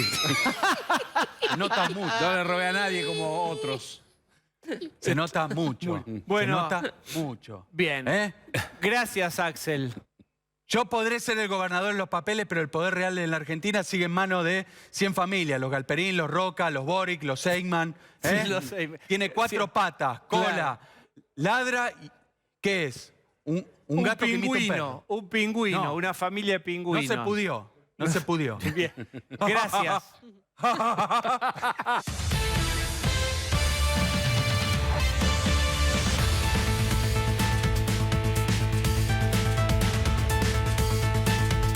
Vanessa Sánchez, periodista desde Lima, Perú, incidentes graves allí. Vanessa, te escuchamos. Muy buenas noches, así es. Son violentos los enfrentamientos que se registran a esta hora del día en el centro de Lima, la capital peruana. La policía todavía no ha logrado controlar a los manifestantes que intentan llegar hacia el Congreso de la República y algunos hacia Palacio de Gobierno. Toda la zona está coronada por policías. Sin embargo, hacia la avenida Abancay, una de las avenidas principales de Lima, están todavía un grupo grande de manifestantes que han estado lanzando piedras, palos en contra de los efectivos de la policía a esta hora del día. Hay varios policías que han resultado heridos, han quemado incluso algunas llantas, algunos palos, y todavía la situación no se logra controlar. Todavía incluso el ministro del Interior peruano ha estado recorriendo algunos puntos para tratar de ver cómo se controla este incidente, y todavía están intentando hacerlo. Mientras tanto, los manifestantes han estado tratando de llegar también hacia la Plaza Mayor, y ya algunos han sido alejados desde este punto. Hay un gran contingente policial incluso alrededor de la Casa de Gobierno peruano para impedir que alguna persona llegue hacia donde se encuentra a esa hora de la noche el presidente de la República, Pedro Castillo, junto a varios ministros de Estado en una reunión. A ver, Vanessa, hay que señalar. Sí. Un segundo, tenemos alguna información también, no te vayas. Pablo de León. Bueno, acá había información que tenía el presidente Pedro Castillo, informes de inteligencia de que había algún tipo de elementos que iban a armar desmanes en la plaza. Entonces, los famosos infiltrados, es una versión presidencial, claro, de Perú, son ¿no? Los informes de inteligencia que tenía, se hablaba inicialmente de una protesta de 1000 personas más o menos, pero ante esto hubo una reacción desmedida. Por eso, Vanessa, ¿cuál es la situación del presidente que estaba en un momento en el Congreso? ¿Dónde se encuentra el presidente, que es la preocupación mayor de las fuerzas aparentemente para cuidarlo? El presidente durante la tarde, a las 3 de la tarde, acudió al Congreso de la República a una reunión precisamente para evaluar una situación, si se levantaba o no una medida, porque a las 8:30 de la noche de ayer se anunció que se iba a dar una inmovilización social obligatoria aquí en la capital, en varios, porque se habían registrado varios bloqueos y enfrentamientos por parte de la población. El mandatario ya retornó antes de las 5 de la tarde a Palacio de Gobierno. Él se encuentra al interior y está precisamente a esta hora de la noche llegando ministros de Estado. El presidente del Consejo de Ministros, Aníbal Torres, ha estado hace unos minutos en el Congreso de la República, acaba de ingresar a la Casa de Gobierno, y varios ministros que lo acompañaban están en este preciso momento entrando para continuar con una reunión con el presidente de la República, Pedro Castillo, quien va a permanecer aquí en Palacio de Gobierno. A ver, Rolo Barbano tiene información, ¿no? Vanessa, hasta hace un rato se hablaba de 4 muertos ya por los incidentes que se generaron a partir del toque de queda que terminó levantando Pedro Castillo. ¿Sabés si se actualizó la cantidad de muertos? Y también lo que queríamos saber era qué están pidiendo ahora los manifestantes, porque en un momento de la tarde lo que anunciaban era: no nos vamos a ir de la plaza hasta que renuncie Castillo. Así es. En el caso de los fallecidos, el día de hoy no se tiene una cifra oficial respecto a eso. Aquí en la capital, por lo menos, no se habrían registrado fallecidos, pero esos 4 muertos son respecto a las movilizaciones que se han registrado al interior del país. Exactamente en la región Junín ha habido un paro de transportistas que han estado solicitando, tenían un pliego de reclamos respecto aquí al gobierno para que esto se pueda cumplir. Pero aquí se debido a algunas circunstancias, personas que necesitaban trasladarse a la capital, que tenían alguna enfermedad, no han podido por los bloqueos y han fallecido.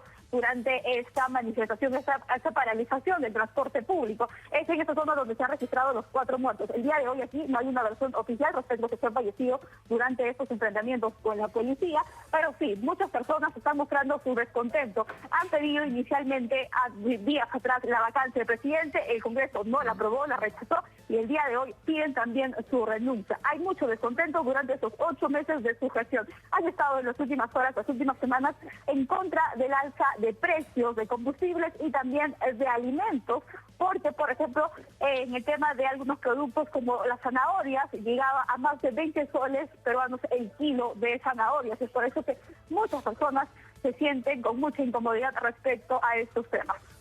Vanessa, muchísimas gracias. Bien, yo voy a recibir a un invitado con el cual podemos hablar para empezar de esto, que es, fíjense ustedes, no hace falta evocar el efecto mariposa, pero como la guerra que aletea trágicamente en Ucrania, estos precios que suben, eleva la inflación y todos los países que ya estaban finitos socialmente y con la economía medio colapsada, caen, ¿no? Y empiezan franjas sociales a quedarse desguarnecidas, afectadas por la inflación.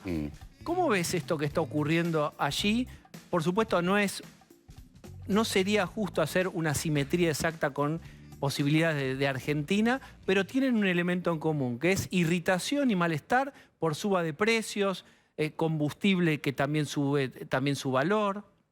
Bueno, eso está pasando en la mayoría de los países, inclusive Estados Unidos está teniendo una tasa de inflación más alta, sobre todo más que por los alimentos, es por los combustibles el tema, ¿no? O sea, es que tengo un sobrino que vive en Estados Unidos hace muchos años ya y es profesor de economía y lo citan en la televisión para que explique de qué se trata la inflación en Estados Unidos. Porque eso se hace... Claro, tenés que retroceder como... Los Kachanowski en todos los lugares del mundo que están salen en televisión. Hay uno en Australia, otro en Estados Unidos y otro que lo tenés acá. Si querés te traigo más. Pero digo, hablando en serio, digamos, hay países que tienen más resto... Claro. Y hay países que están que no tienen en franjas. Lo que pasa es que en el caso de Argentina es mucho más difícil. Ahora, Perú había tenido un repunte económico importante. Perú se había incorporado al mundo. Igual ahora está teniendo este problema, pero me parece que... Tomá el caso de Chile. ¿Te acordás cuando estuvo el problema que subió el precio del colectivo? Que pero claro, el chilenazo 2019. Muchas veces estas cosas resultan medio raras también, ¿no? Es decir, el caso de Perú, ¿cuánto hace que asumió este hombre? ¿Un año? No sé si hace. Además, recordemos que es un presidente, en teoría, en los papeles, que viene de izquierda, un profesor rural, claro, un maestro rural. Sí.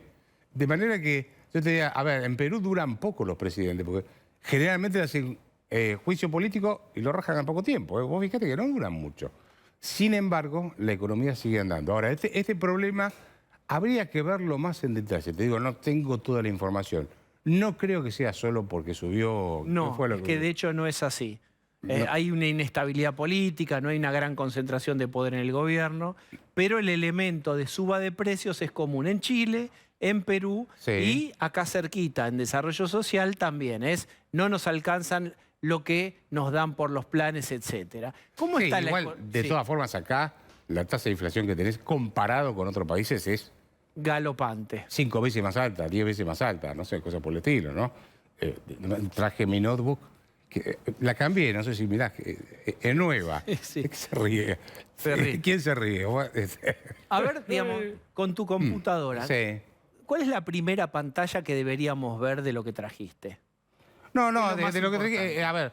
Yo tengo, digamos, se reunió, después vamos a hablar con Cecilia Bufflet, otra vez el Consejo Económico y Social, el Ministerio de Economía, empresarios, sindicalistas y el gobierno a ver si pueden armar algo que baje, se habla de una canasta, de una serie de productos también, si puede haber algún tipo de acuerdo para sosegar la inflación. ¿Qué pensás de este tipo de acuerdos?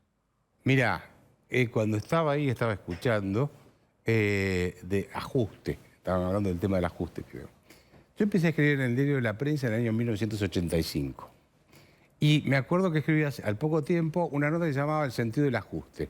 O sea, pasaron 85, 95, 2005, 2015, casi 40 años. Sí. Yo creo que esa nota le cambio australes por pesos y alguna otra vez el nombre del presidente y es lo mismo, siempre lo mismo.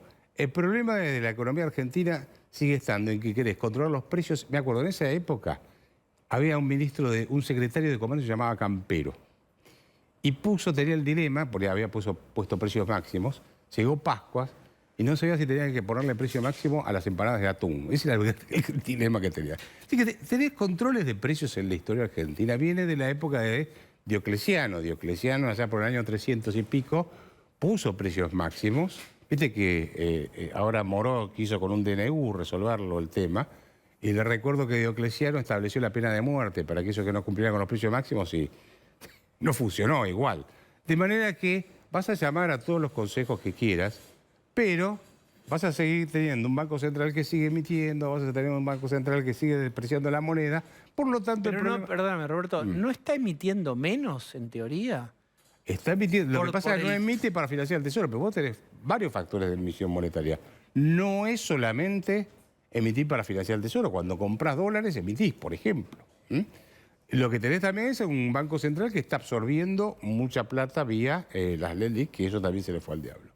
De todas maneras, ya entre el 2020 y el 2021, donde te mandaste la emisión del campeonato, donde la emisión fue fenomenal, ya tenés volcado al mercado una cantidad de pesos que la gente no quiere y que sigue rechazando y que sigue rechazando. O sea, vos lo que dirías es, también gran parte de la inflación actual, más allá de muchos componentes, debe estar el tema de la guerra también, aunque es del último mes, digamos. Esto viene de mucho más atrás, pero vos decís, la gran emisión del 2021 es lo que estamos viendo ahora. Y de principio de enero, porque, ojo, a principios de año, en enero ya también se mandaron una flor de emisión.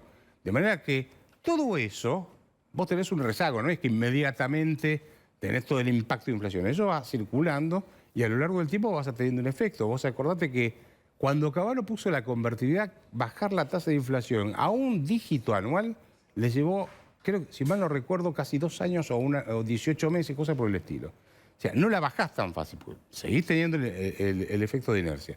De manera que yo te diría, acá pueden hacer todos los acuerdos que quieran. Y el diablo, viste que dijo que había... El diablo está en el Banco Central, no está en la gente. Yo, disculpame que voy a buscar la notebook a ver si la encuentro. ¿Tenemos un minuto más? Por supuesto, para vos tenemos, Pipo Mancera, 6 horas. Aumento de alimentos y bebidas en febrero. A ver. En Argentina 7,5. Sí.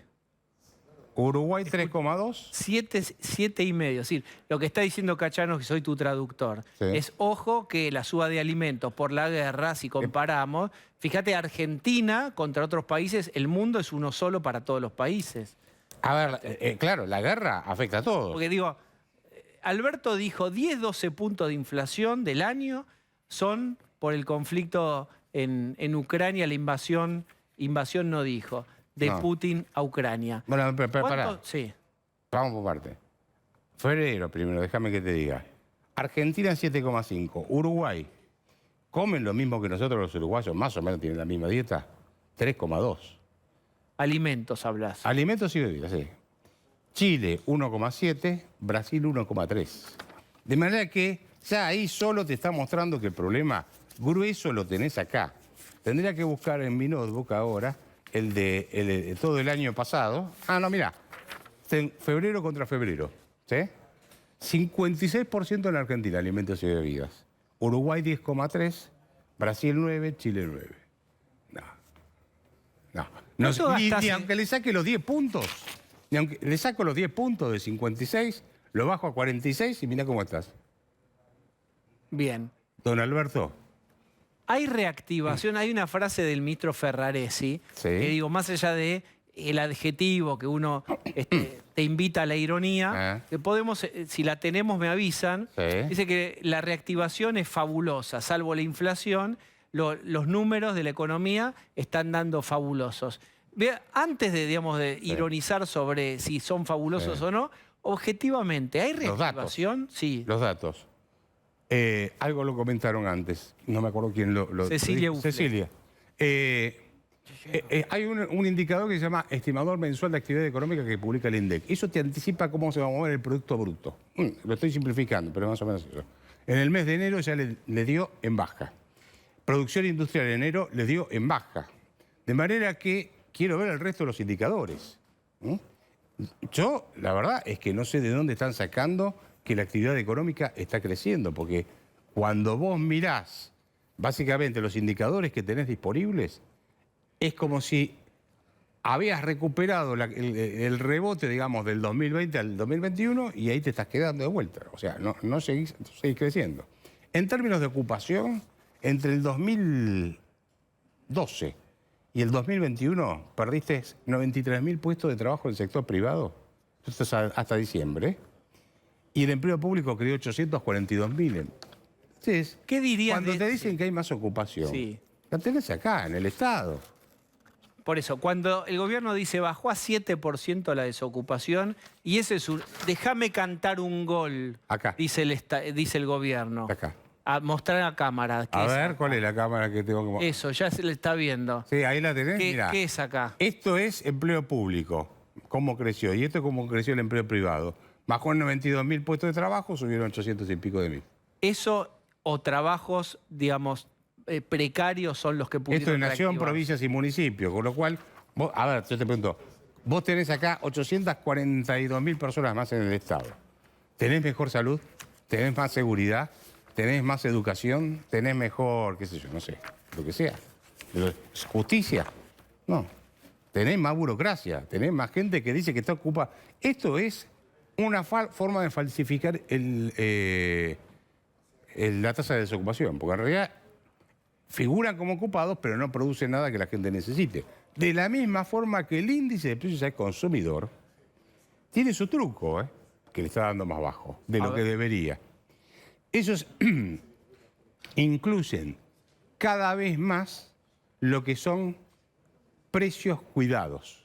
Cuando vos agarrás, por ejemplo, el índice de precios al consumidor de la provincia de Buenos Aires, hay en el informe que da el INDEC, hay un pie de página que solo los economistas, que somos muy divertidos, lo leemos ese pie de página, que está ahí abajo de todo, y te dice cómo va evolucionando, qué porcentaje representó del índice de precios al consumidor precios cuidados. Y lo mirás del 2016 para acá y creció enormemente. Cada vez te meten más precios cuidados, con lo cual yo te diría que el 7,5% que te dije antes de febrero hasta es un poco mentiroso. Lo que vos decís es que el armado de la canasta sesga a favor. Sí, claro, te meto más precios cuidados, aunque no consiga la pera, o la pera sea una porquería que no la podés comer, y eso me afloja el aumento en forma artificial. La última es, ¿cuánto de tus ingresos, de los ingresos de la familia Kachanowski, están destinados a cartuchos de impresora? Casi poca gente imprime. ¿Cuánto se gasta, Kachanowski? Compro sillas para Osvaldo que... Muchas gracias. Gracias. Vamos a meternos en otra de las patas de la economía, que es lo tributario. Hay una idea fabulosa, súper original, de hacer un revalúo fiscal, de multiplicarlo por 5. Santiago Sáenz Valiente es tributarista. ¿Qué tal, Diego? ¿Cómo estás? andan todos? Bien.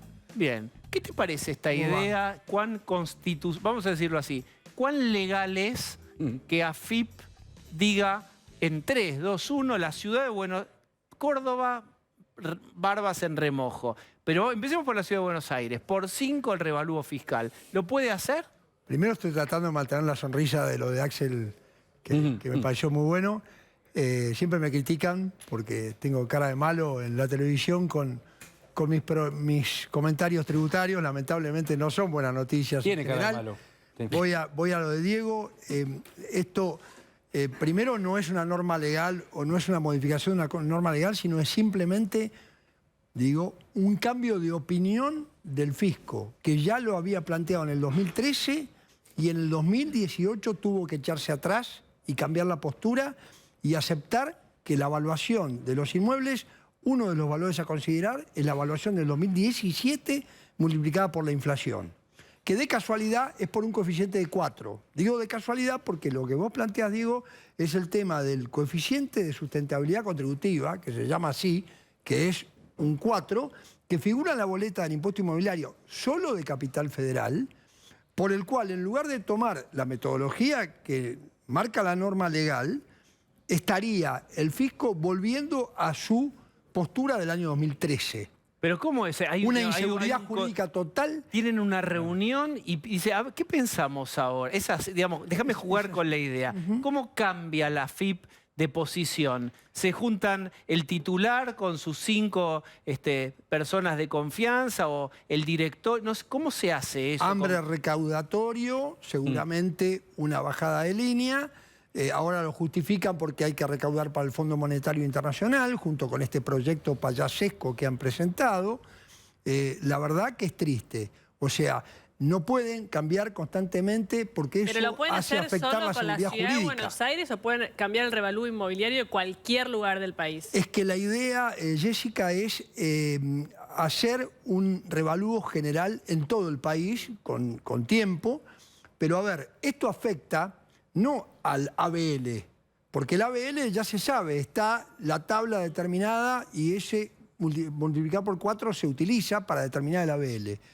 No se debiera utilizar para bienes personales, porque bienes personales tienen su propia normativa legal. Impuesto que no existe en ningún lugar del planeta.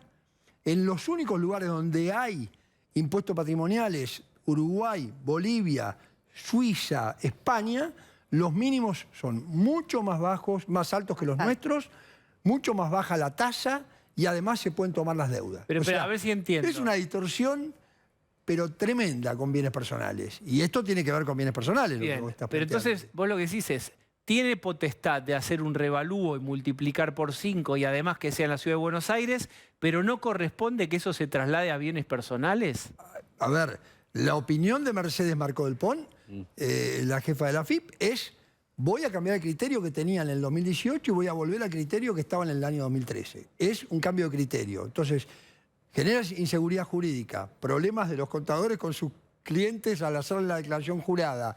¿Esto se judicializa? Esto se puede judicializar al Tribunal Fiscal de la Nación si da más de 25.000 pesos, que es muy sencillo. Yo me puedo defender de y esto. acceder sin pagar al tribunal. Santiago, ¿yo puedo defenderme de esto? ¿Puedo pedir a mi contador hagamos una acción legal porque yo no quiero aceptar este revalúo? Rolo, ¿Es sí. posible y tienen posibilidades de Sí, lo que éxito? pasa es que, a ver, todas las cuestiones judiciales o reclamos tienen incertidumbre y costo. Entonces, para una situación de 50.000 pesos, 70, 100.000 pesos, vas a salir a discutirlo, vas a contratar a un profesional para ir a discutir al tribunal. Santiago, quiero ser de abogada del diablo y es un poco Cecilia, antipático lo que voy a decir. Ahora, tanto tiempo. la ciudad de Buenos Aires no te cobra todos los impuestos que tienen que ver con la propiedad en función del indicador que ahora quiere usar Marcó del Pont. Sí, sí. ¿No se hace pero lo mismo en todas está las en la boleta, provincias? Pero lo que sucede es, te entiendo, Cecilia, pero lo que sucede es que Tiene doble vara la ciudad en esta. hay que diferenciar. A ver, el 4, el multiplicar por 4, el kilo vale 4, está en la boleta del ABL de hace tiempo, de hace más de 3 años.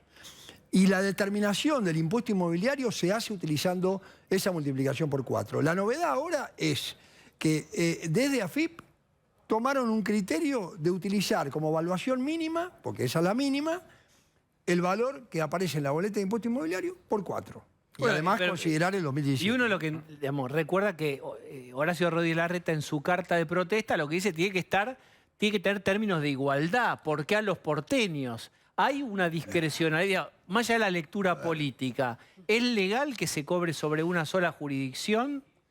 A ver, vuelvo a lo mismo. Es un criterio que está utilizando AFIP que no tiene lógica, que no fue aceptado en el 2013 cuando se planteó por parte de todos los contadores públicos, porque justamente la norma está diciendo otra cosa, y la verdad es que estaría afectando a la seguridad jurídica en forma directa. Ahora, ¿por qué la ciudad tiene que tener dos criterios para la evaluación fiscal? ¿Por qué no se usa uno solo? ¿Por qué dos criterios? ¿Por qué se usan dos referencias? No. ¿Por qué existe ese famoso por 4 en la eso ciudad para de Buenos determinar, Aires? Cecilia, es para determinar el impuesto de ABL. Sí, por eso. ¿Por Y qué eso se usa estaba uno hace para tiempo. ABL y otro para y no se usa el No, valor es que bienes fiscal? personales es una ley nacional que existe hace casi 30 años, era temporaria, que era para recaudar el 90% para los jubilados.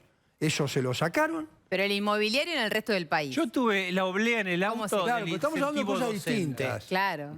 Estamos Se te cayó una comparando, pero estamos comparando cosas distintas. Es decir, impuesto inmobiliario provincial y la ciudad. Impuesto a los bienes personales, al cual me estoy refiriendo, que es donde afecta esta situación, es propiedades en capital de acuerdo a esta interpretación equivocada, a mi juicio, de la AFIP. ¿Vos por qué decís que afecta a la seguridad jurídica? ¿Dónde Porque no pueden cambiar constantemente de opinión, Rolo. Bueno, pero te dicen es una suba de impuestos porque se sube la base imponible o porque cambia. Pero la base imponible no la puedo cambiar por una opinión. Está en la norma legal de fondo. Este es el punto. A ver, estamos además hablando de un impuesto que insisto, no existe en ningún lugar del planeta y no permite tomar las deudas y no considera ninguno de los principios ¿Y recauda tributarios. plata en serio o es una chicana política? Perdón. Sí. ¿Cómo es? Digo, ¿es un cambio muy radical en términos de recaudación o es una chicana política la del Estado Nacional? Para mí es un tema político. La recaudación de bienes personales ahora se ha convertido y se va a convertir para el 2021 en una carga fiscal muy alta por el aumento de la alícuota al 1,75%. A los que tienen bienes al exterior. No, y viene del exterior 2,25%. El 1,75% viene del país. Y lo más ridículo de todo, te vas del país y sobre los bienes que tenés en el país, vos vivís en Punta del Este, pagás el 0,5% en lugar del 1,75%. O sea, está todo deformado. ¿Te conviene irte Sí, por supuesto.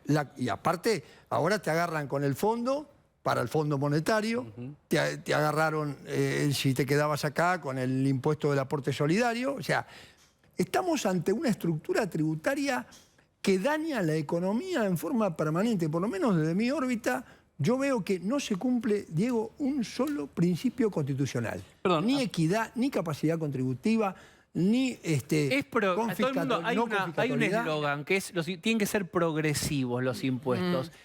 Diferenciemos, yo no sé nada de impuestos, pero sé que hay algunos que van o graban el patrimonio y otros graban la ganancia. La renta al consumo. Es decir, ganancias pareciera como más justo que lo que graba el patrimonio. Porque vos podés tener un patrimonio y no lo tenés inmovilizado o no tenés capacidad de hacerlo crecer y vas pagando y lo vas perdiendo y se va achicando. No sé qué justicia tiene eso. Ahí aparece. No lo digo yo, hasta lo dijo el Kun Agüero en un video y se armó un revuelo. Sabía el Kun. ¿Podés enseñarnos eso? ¿Cómo es impuesto al patrimonio y impuesto a las ganancias? Habría 3 manifestaciones de capacidad contributiva. La capacidad contributiva es, ¿tengo capacidad para contribuir, sí o no? Y esa capacidad tiene que ser en forma real, no ficticia. Si yo determino un impuesto a la renta, por ejemplo, que es el más justo de todos, sin considerar el efecto de la inflación, yo estoy considerando una renta ficticia, no una renta real. Con lo cual, ¿Cuál es el no tiene ejemplo? nada. ¿Cuál es el ejemplo de este impuesto a la renta? Concretamente, el impuesto a la ganancia en la República Argentina, desde el año 1992 hasta el año 2018 estuvo congelado sin aplicar ajuste por inflación impositivo. Con lo cual entrábamos Con lo todos. cual, la renta sobre la cual pagabas era totalmente ficticia. Hay un filósofo que dice que la inflación es como el diablo, porque muestra las apariencias y esconde las realidades. Me parece contundente. De ahí sacó Alberto Fernández lo del diablo entonces. Puede ser, Pablo, puede ser. El gobierno, Mercedes Marcó del Pont, uno lo ha escuchado y otros importantes miembros del gobierno no creen que la baja de impuestos, que si hay un shock de baja de impuestos, eso redunde en mayor producción, que redunde en van a recaudar más por el consumo que va a producir esta producción extra. Hay ejemplos de países que sí, mira cómo bajaron estos 5 o 10 impuestos y cómo crecieron. Sí, a ver, Uruguay tiene mucho menos impuestos que nosotros, tiene una estructura, digamos, de país similar por la vida y para mí, ni hablar de que creció y sigue creciendo, sobre todo porque se van los argentinos para allá, ¿no? Pero la verdad que está probado de que científicamente que lo que sucede hoy es una estructura tributaria, no solo que con una altísima presión fiscal, sino con una altísima distorsión. O sea, no se contempla efectivamente la capacidad de contribuir. Entonces, ¿qué hace la gente? En general, el empresario, la gente que va y compra en negro para no pagar el IVA. Es decir, se está incentivando la evasión y ahora se está tratando de combatir y ahora hablan de la Unidad de Información Financiera y de los convenios internacionales con este proyecto que se largó. O sea, es preocupante, Diego. Yo creo que ese argumento de que no va a bajar o que va a bajar la recaudación y no se va a potenciar la producción y la actividad, yo creo que es totalmente equivocado. Yo creo que hay pruebas, no te puedo decir ahora muchos otros países puntualmente, pero en la generalidad, en Europa, nosotros hoy, y esto lo tenemos analizado, bueno, yo formo parte de un grupo que me han invitado de la Unión Industrial Argentina, y está estudiado el nivel de la Argentina con una presión fiscal insostenible de las más altas del mundo. Santiago. Pero sobre todo la presión que distorsiona, que afecta a la economía, Diego, y nos afecta a todos, y afecta a la vida, y afecta a los pobres también, en forma totalmente directa, con el impuesto a los consumos, y no se puede pagar un 21% para ir a comprar productos de primera necesidad. Ahí hay que hacer una reforma también indispensable. Santiago, muchísimas gracias por haber venido. Perdón la verborragia, Diego, pero bueno, pero quería es necesario explicar lo máximo en el tiempo que se muchas puede. cosas Muchas para gracias. decir. Te agradezco mucho la invitación. Bien, ahora tenemos un último momento.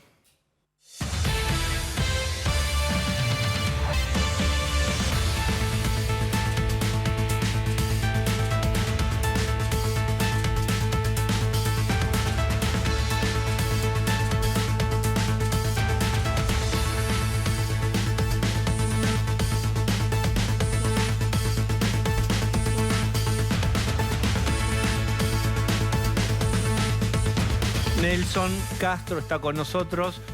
Nos vas a ayudar a saber y a reflexionar qué es lo que está ocurriendo en Lima, en Perú, el origen de la protesta, cómo puede evolucionar. El origen de la protesta, que tal vez ya anoche, digo, es, digamos, un tema de suba del precio de los combustibles, del gasoil, que está complicando absolutamente a todos los sectores de la economía, inclusive a muchos sectores que lo votaron a Pedro Castillo, entre ellos el Sindicato de Agricultores. Ese es el tema puntual. Está ocurriendo algo más profundo, ¿no es cierto? En un país de una enorme inestabilidad política que tiene la tradición de reemplazar a presidentes tras presidentes. Está ocurriendo lo que sucede con la llegada al poder de un hombre no preparado para estarlo. Está ocurriendo la confirmación de que estas ideas de que por fuera del sistema puede venir alguien a gobernar cualquier país es ¿Por un qué? error. Contá por qué no está, según vos, preparado y qué le ocurrió. Porque Pedro Castillo apareció como un outsider, un maestro, digamos, rural. pero que va más allá de la ideología inclusive, ¿no es cierto?, de la izquierda y demás. Un hombre además de una izquierda conservadora, ¿no es cierto?, que está contra la homosexualidad y demás, pero al margen de eso, un hombre sin estructura, ¿no es cierto?, sin una, no solamente sin una idea estratégica de cómo llevar adelante una gestión.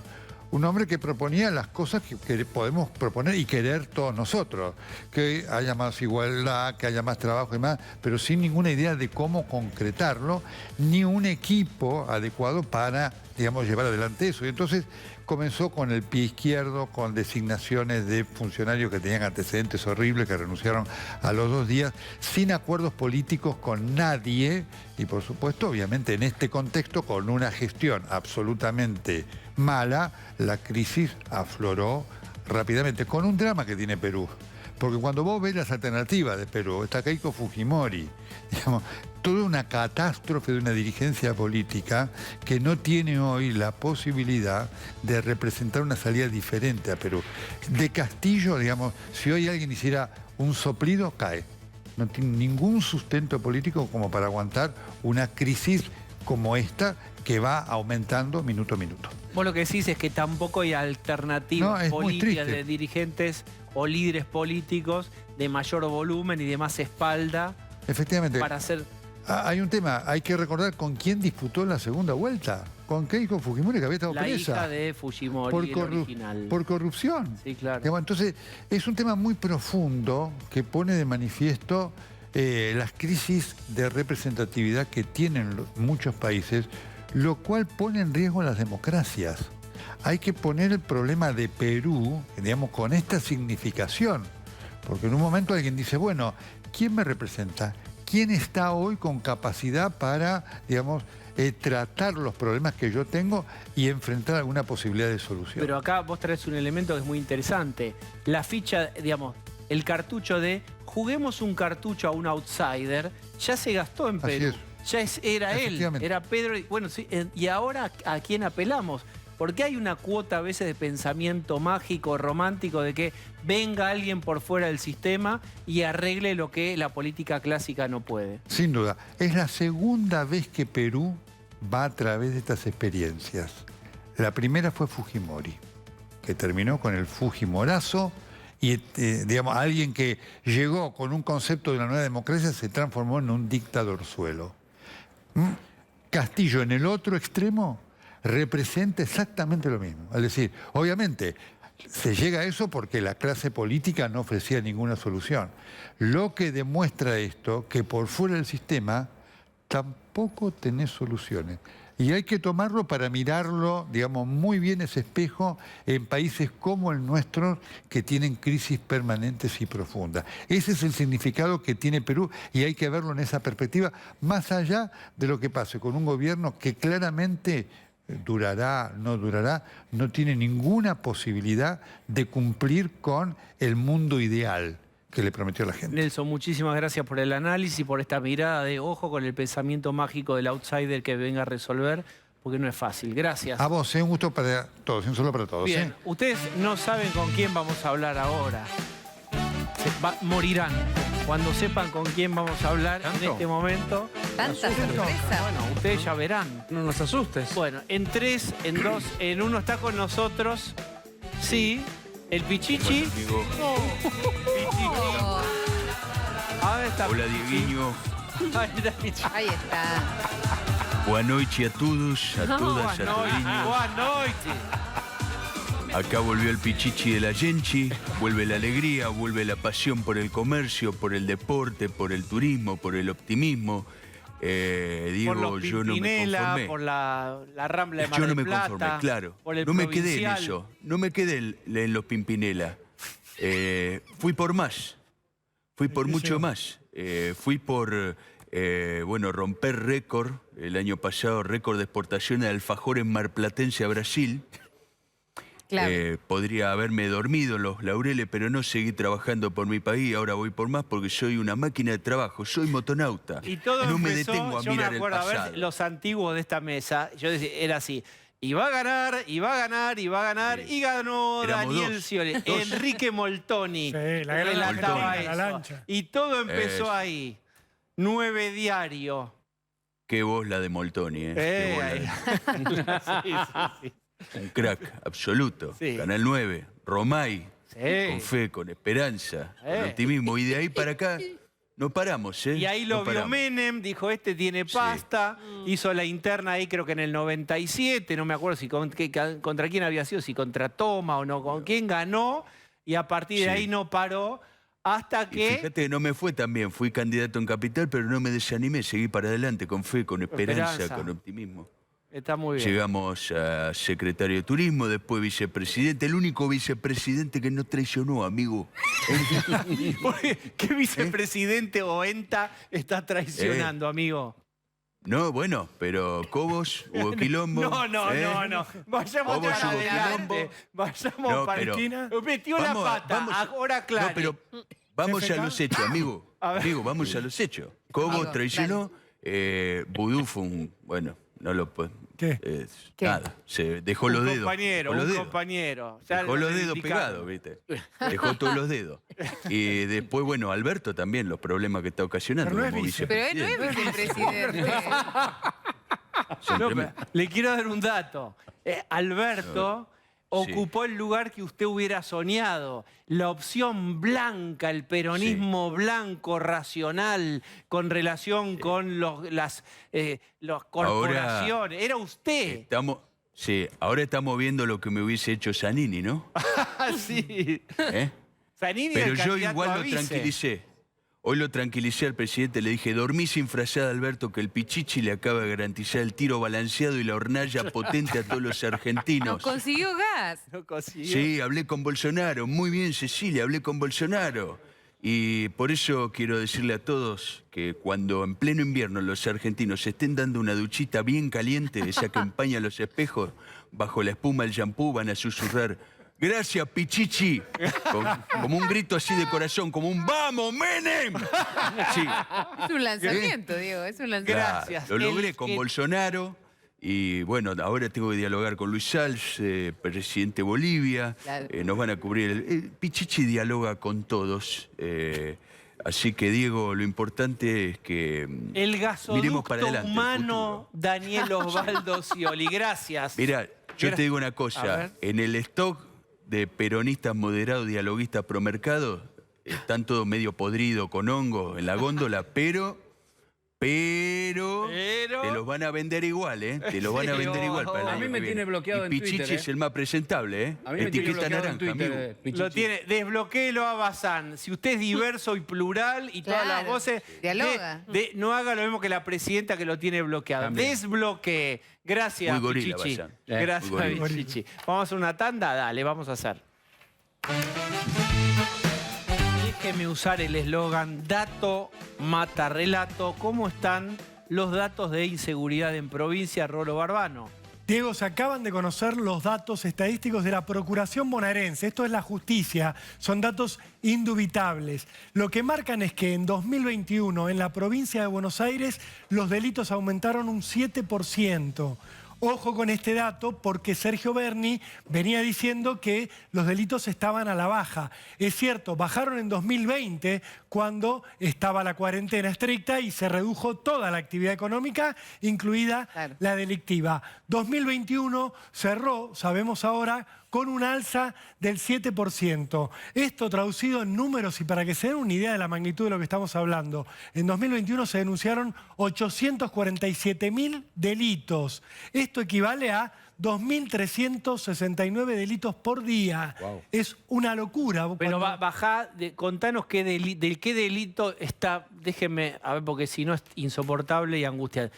Está de moda. Decís, che, ojo que esta temporada de otoño 2022 lo que está saliendo mucho es engaño, trampa, salidera. ¿Qué sale ahora? Las estafas aumentaron ¿Cómo es? un 77% en 2021. Es una locura. Hablar de un aumento en un índice delictivo del 77%... ¿Pero qué estafa? ¿Cómo es? Mirá, hay de todo tipo. Las crisis económicas son el momento de las estafas. Bien. ¿Por qué? Porque aparecen, por supuesto, personas desesperadas que necesitan de alguna manera hacer algún rebusque, buscar atajos para ganar dinero y los vivos que se aprovechan de esto. El caso más Vendedores de emblemático, espejitos de colores por todos los supuesto, días. es Leonardo Cositorto, detenido ayer en República Dominicana justamente por el delito de estafa. Sería el rey de la estafa en la Argentina, pero lo que se vio y muchísimo en 2021 son las estafas virtuales a través de WhatsApp, robo de datos, engaños con está la tercera dosis de la vacuna lista, dame tu PIN del cajero automático que te la vamos a dar. Bueno, no den información, está Hay clarísimo. que tener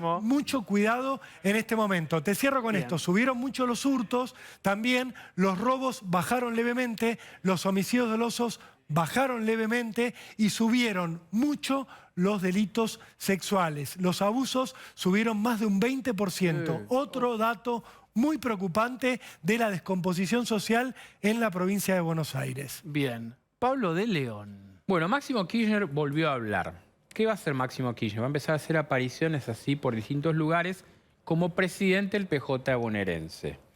¿Y qué dijo? Se mostró en un acto con el nuevo hombre de la UOM, que mostramos, Alberto Furlane, que se bancó a Antonio Caló, y dijo, no nos vengan a hablar de situaciones difíciles.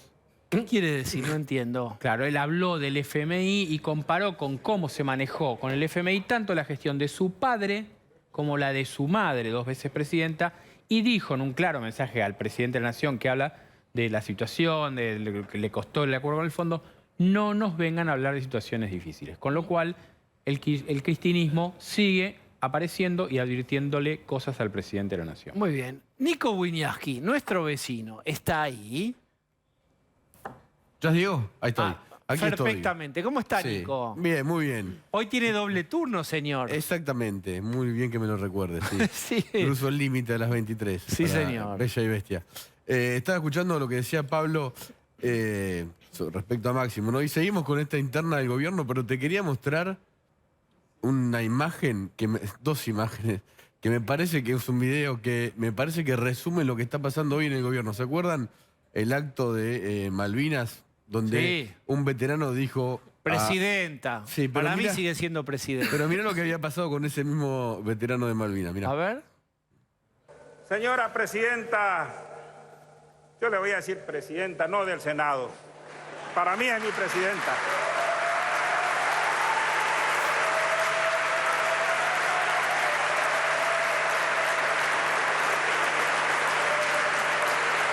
Recibe Aldo Leiva.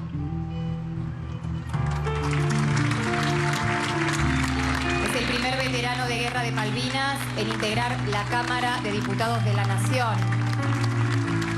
Es chaqueño, fue intendente de la localidad de General José de San Martín durante 16 años y actualmente se desempeña también como miembro del Consejo Nacional de Asuntos Relativos a las Islas Malvinas, Georgias del Sur, Sandwich del Sur y los espacios marítimos e insulares correspondientes.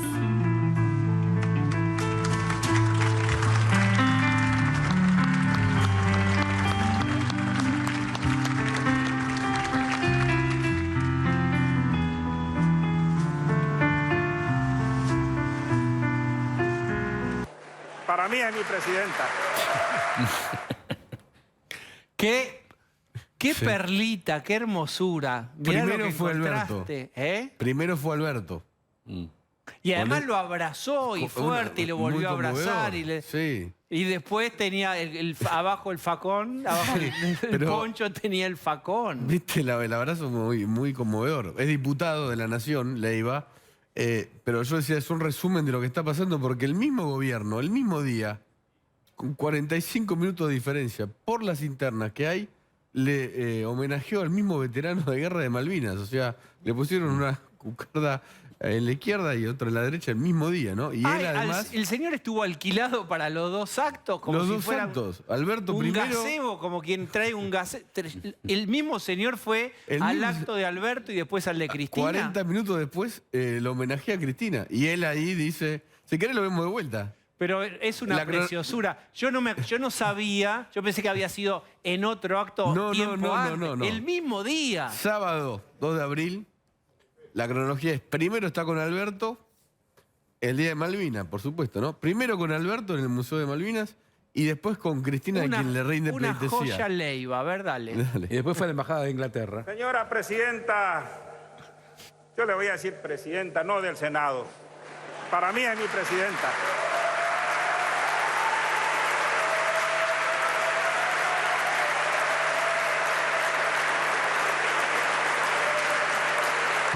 Recibe Aldo Leiva.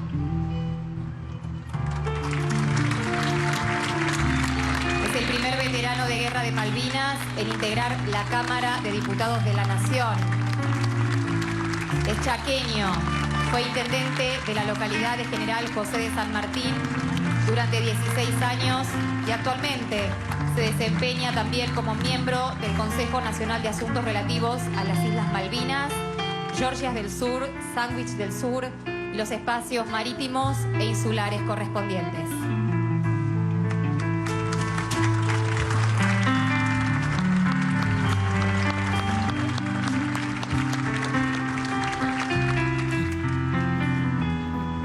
Impresionante, impresionante lo de Leiva, ¿eh? Leiva Joyas. Leiva Para mí es mi Joyas. presidenta. Ahí está. No se te escuchaba, Diego. Nada, estamos todos riéndonos de cómo un mismo señor va y abraza fervorosamente al presidente y Casi después llora va y... Alberto, le pone la medalla y después fue al Senado, se tomó un auto y lo mismo con Cristina.